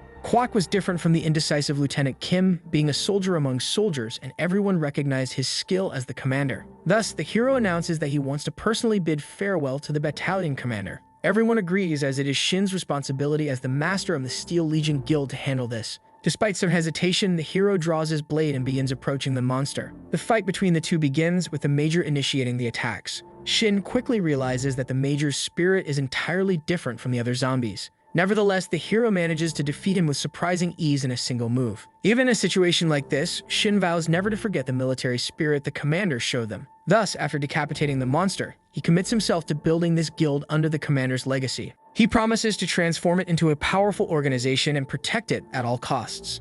Later, with all the soldiers present, the unit holds a burial ceremony for their fallen comrades. With all the zombie bodies gathered, a fire cremates the monsters, and everyone is overwhelmed with sadness. This is because all those who perished were excellent soldiers and great friends. The hero bids farewell to his companions, wishing them peace. Now that the funeral is over, he advises everyone to focus on the survivors moving forward. Once the farewell is complete, work begins in earnest to transform the officers' quarters into a new temporary base. Hyun's group is tasked with completely erasing any trace of zombies from the site. Lee's group of survivors is sent to collect water from the nearby stream. Kwang's group is responsible for gathering wood and lighting torches before sunset. Lastly, the hero discusses with Siu Hyuk the need to create a defensive perimeter similar to the one at the base. As outlined on the map, ensuring the line of sight for the mages and shooters is the top priority. Thus, they decide to start immediately. Later, Shin announces that he would love to hold a party like the one they had before leaving the base, but explains that it isn't feasible yet. He turns to the group and acknowledges their disappointment, understanding the necessity of leisure.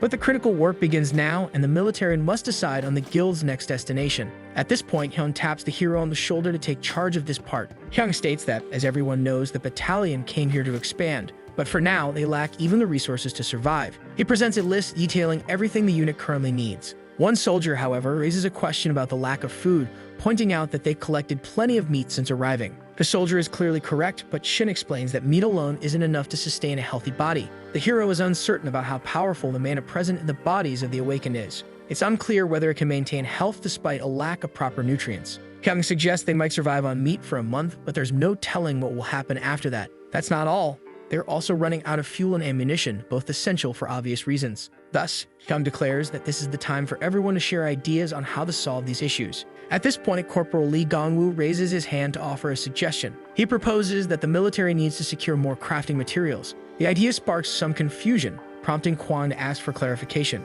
Nevertheless, Gongwoo firmly believes that securing such materials will be helpful. Reflecting on this, the hero recalls wanting to collect materials in the past for vehicle repairs. Shin acknowledges that with resources, they could have salvaged some of the vehicles they had to discard. Recognizing Gongwoo's expertise as a combat engineer, the hero directs him to explain his plan to the rest of the group. Gongwoo's argument is convincing, but the challenge remains that fuel and food are more urgent needs. However, the idea of securing easily accessible materials to enable safe movement is also valuable. The discussion shifts toward fabricating and modifying war machines. Vehicles, protected from overloading by monsters, could be enhanced with upgrades such as spiked barriers. And Hyun agrees because if the vehicles were reinforced, they wouldn't need to move so cautiously. In this case, Shin asks if the combat engineer can make such modifications, and the corporal replies that given enough time, yes. In a way, combat engineers are also responsible for this type of production, which essentially involves armoring vehicles. If Shin's predictions are correct, production work in this game is more powerful than expected. In any case, the hero warns that he will reject the idea if the corporal merely wants to test his skills.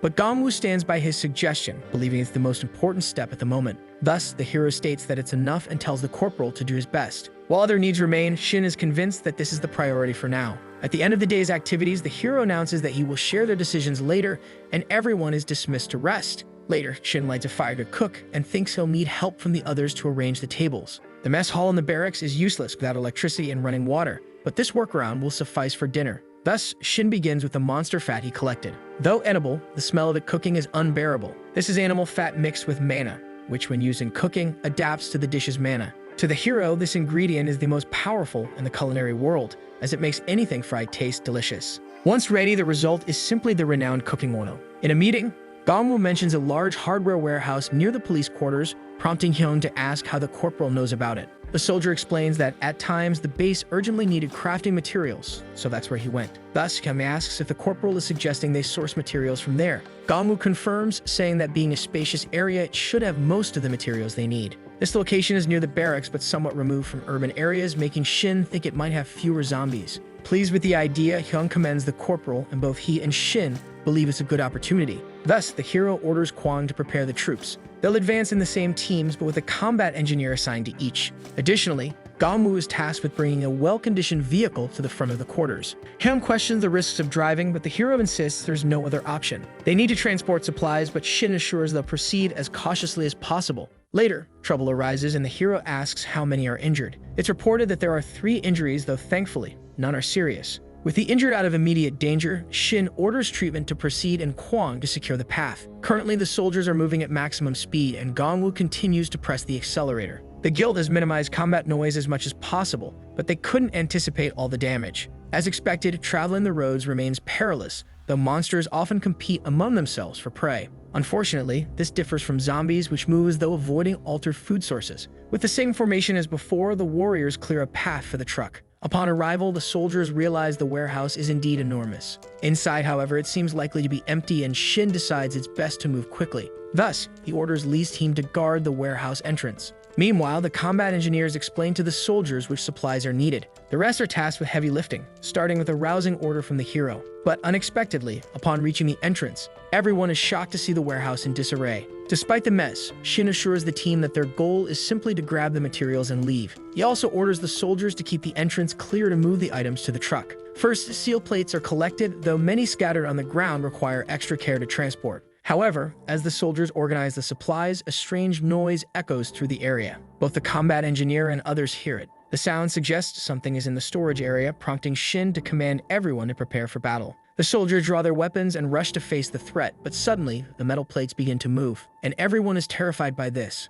A dark energy is swirling behind the warehouse, pulling in the metal plates. Slowly, they begin to fuse, forming something much larger. It becomes clear that this is actually a massive monster that had been hiding. The beast roars, and the sheer force of the sound is enough to make the soldiers realize the monster's incredible strength. Neither Kwang nor the others have ever seen a monster like this before, leaving the surgeons visibly shaken. But, having overcome so much already, the hero believes in their victory and orders the soldiers into battle positions. The roar is so powerful that it shatters the warehouse windows, and Lee, stationed at the gate, cannot stand idle. As she runs toward the commotion, she wonders just how large the monster is, but upon seeing it, she realizes it's worse than she imagined. With a single blow, the monster takes down 5 soldiers, prompting Hyung to shout for them to use the dried meat. Kwang, meanwhile, engages in direct combat, but since the beast's body is made of iron plates, its attacks have no effect. With relentless strikes, the beast continues to brutally defeat the soldiers. Even the buffs from the hero's meals fail to help the troops. In the end, the monster is far stronger than Shin anticipated. The beast attacks from all directions, shaking the ground with its force. As soldiers are flung aside, the hero realizes that if this continues, they will be annihilated. Shin decides to use the monster bait, which had worked well during their descent from the mountain. But when he throws it at the monster, it simply discards all the dried meat. In shock, the hero questions what went wrong and whether the monster found the food unappealing. Hyun quickly warns that they cannot handle this and must retreat immediately. The hero agrees and orders everyone to withdraw slowly to avoid being attacked from behind. The injured are prioritized for entry into the vehicles. As they flee, the hero silently vows to make the monster regret wasting so much of his food. Fortunately, the monster doesn't pursue them, likely bound to its territory. Nevertheless, the soldiers are in a dire situation and need to return as quickly as possible. Back at the camp, one of them suggests abandoning the idea of collecting materials altogether. They argue it isn't worth sacrificing soldiers for something like this. Kwang agrees but asks if the hero was able to identify any weaknesses in the monster. The hero says yes, but defeating it this time will be far more challenging. Lee, curious, asks about the visible weakness. The system revealed that the beast uses metal plates to shield its abdomen, which is more vulnerable than the rest of its body. To exploit this, it would need to remove the metal covering to access the dark core beneath. However, it's also true that these materials aren't urgently needed and could be sourced elsewhere. Despite this, Shin is deeply irritated by the situation, particularly that the monster refused to eat the bait despite being carnivorous. Since the beast is a living organism, it must consume something, but the hero doesn't yet understand why it rejected the bait. The corporal suggests that the monster might feed on metal itself, prompting the others to ask him to elaborate. The soldier explains that there are bite marks on the scattered metal pieces. Surprised, the commanders ask if he's certain. The corporal confirms, explaining that engineers have ways of identifying alterations in materials, and these marks were caused by rust. Even so, Nung struggles to comprehend how a monster could eat metal. At this moment, the hero formulates an idea to solve the problem. With leftover oil in hand, Shin suggests frying the metal plates to see if that improves their appeal. The others find the notion bizarre, doubting it would make the metal taste any better.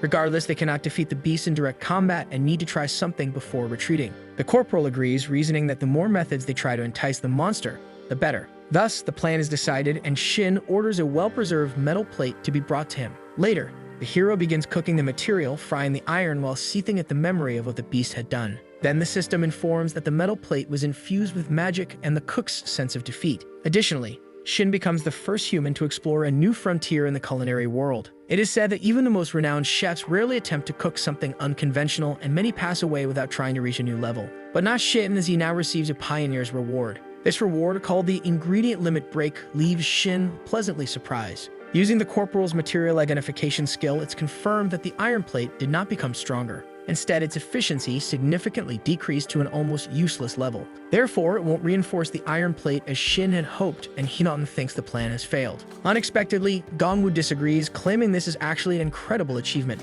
To him, the act of frying metal in oil and transforming the material entirely is almost miraculous. Upon reflection, the surgeon agrees, while Shin remarks that perhaps he should stop experimenting with cooking. Suddenly, a soldier arrives to inform them that they are ready to move forward. With that, the hero decides to begin the operation. Most soldiers don't know that Shin's meals can alter emotions. It's not wise to let his power become public knowledge. Regarding the altered iron plate, Shin considers it a mere debuff for now. And this time, the monster will definitely not resist. Back at the warehouse, the metal plates begin moving again. The first time, the soldiers were confused by the chaos, but it seems the monster uses objects to form a body. It only does this when enemies are near, so everyone remains highly alert. At the center of the metal plates lies the core, a dark shadow shielded by the iron pieces. Without wasting time, Shin throws the crispy iron plate toward the beast. Suddenly, it stops moving and falls to the ground, leaving everyone puzzled. Moments later, the monster creates an opening and begins pulling the metal plate into its core, surprising Shin at how smoothly it worked. The hero hopes the monster enjoys its meal.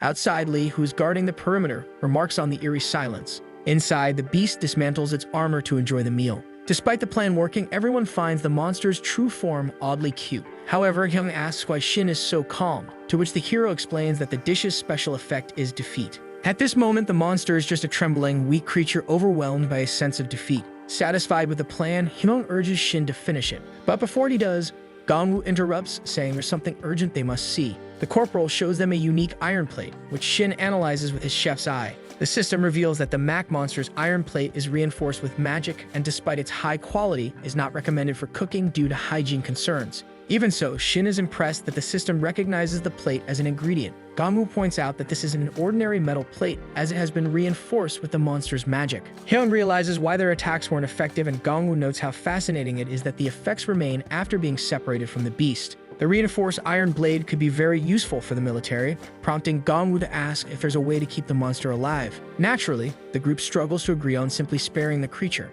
While Shin understands their concerns, he also acknowledges the danger of leaving the monster unchecked. Currently, the beast is calm, but there's no telling when it might attack again. However, Gongwoo insists that this trait could lead to incredible creations. Shin deliberates on what to do. The corporal suggests securing the monster in a safe location to preserve these valuable materials. Hyun asks for Shin's opinion and whether he's willing to pass up this opportunity, making Gongwoo ecstatic. Shin decides not to let it slip away. Excited, the soldiers act quickly, successfully capturing the monster in a cage within seconds. Then Shin announces that Mac will stay there from now on and that no metal pieces are nearby, which makes the monster furious. At another time, the engineers analyze the metals obtained through the monster and realize they are much stronger than usual. Naturally, they get very excited, and Shin thinks this is excellent. Gongwoo, on the other hand, thanks them for trusting him and prioritizing the acquisition of materials. With his task there complete, Shin allows the corporal to proceed with his plan and do his best. During construction, the system identifies several low-level cooking materials. Shin gets excited again as everything is being revealed as potential ingredients. If the engineer's identification trait works only on materials, Shin's is superior and limitless. Thus, he thinks that if he uses it with his chef's eye, which identifies weaknesses, they will be able to handle any monster they encounter. A few days later, the modifications are finally completed and Gongwoo asks the superiors what they think. The results are so impressive that everyone is speechless. The truck, now equipped with horns, prompts one soldier to compare it to something out of Mad Max. Although the design is unusual, the engineer assures them it will perform well, and Shin sees no problem with that. Getting straight to the point, the corporal explains that the vehicle can be used for driving and combat, and that the side spikes can easily destroy monsters, except for the recent steel monster they encountered, which the protagonist acknowledges. The engineer asks them to think of the truck as both a barricade and a tank. Additionally, with acoustic insulation, they will reduce noise, which makes Shin very pleased with the progress. Changing the subject, Hyun asked about Mac, and the corporal reports that he is fine. For now, the team is monitoring and feeding him, and he doesn't seem to transform with just a few metal plates nearby. Furthermore, the iron plates Mac consumes are reinforced with magic, which is great for the guild. Whenever a metal plate is fed to the monster, it gets reinforced. Currently, the reinforcement process is slow, but the engineers are trying to improve it, hoping to eventually build a wall. While the hero worries, Hyun thinks it's a good idea. Later, the commanders locate a convenience store near the border. Lee suggests sending the new vehicle there, but Shin points out that they will need supplies. Hyun knows they can't just stay idle and suggests trying something, with Lee being the first to agree, though uncertain if they will find anything useful. Since it's close by, Shin agrees that it's not a bad idea and prepares to leave. In front of the convenience store, everyone is impressed with the truck's performance. Its first run was incredibly smooth, and the vehicle shredded most monsters to pieces. Still, the soldiers will have to clean off all the blood and flesh, and the corporal admits he didn't think about that. Shin reminds them to stay focused and eat military ration number 3. While the soldiers toast, Shin reflects on the convenience of assigning numbers based on a dish's effect. This dried meat has the effect of enhancing sensitive hearing, so the soldiers enter the store highly alert. As the group split up, each begins searching the shelves for supplies. Unfortunately, they find nothing, but to be sure, Shin decides to search a bit more. At this moment, a soldier calls the surgeon's attention, reporting a zombie corpse nearby. The condition of the wound suggests it was struck in the head with an axe. It seems some survivor in the area handled it. Suddenly, a strange sound is heard by everyone, leaving the entire group on edge. Quickly, Shin orders his colleagues not to move, and carefully listening to his surroundings, a hero detects something inside the store. The sound is definitely coming from the butcher's section. It's clear the noise is being muffled, as if someone is trying to hide their presence. Assuming it might be a monster setting up an ambush, the unit cautiously approaches the area. Then Kwang uses all of his strength to break down the gate, completely destroying it. Behind him, our hero also advances, activating his chef's eye. Because even though he doesn't know what type of monster it is, identifying its weakness could mean defeating it. It would be like a piece of meat prepared to be sliced or a dish ready to be cooked. But unexpectedly, the system only identifies the presence of a human. With no other choice, the person reveals herself, a girl trying to protect her younger brother. In the past, a group of survivors arrived at this market along with supplies, but they couldn't carry everything and felt it was wasteful to leave them behind. Faced with this, a woman warned them to leave quickly because it was dangerous to stay there. Even though their backpacks were filled with everything they could carry, one of them suggested hiding the remaining items. However, the girl was more concerned about leaving quickly, as they could return later. The two men were a bit disappointed, and one of them called Sion and her brother to leave. But just as they were about to go, something appeared, destroying everything and causing massive damage. Some of the men were slashed and others were thrown far away. The man with the ponytail ran and shouted for Sion to flee, warning her about the strange creature that had appeared. Initially, neither Sion nor her brother understood what was happening, but the man kept insisting that they run immediately. Before he could explain the situation further, the creature tore him apart right in front of the siblings. In shock, Soyeon grabbed her brother by the arm and ran without looking back. While all of her companions were being killed by the monster, she and her brother remained hidden, trying not to make any noise. So the video ends here. If you don't want to miss the next part, activate the notification bell, and see you next time on Tob's channel.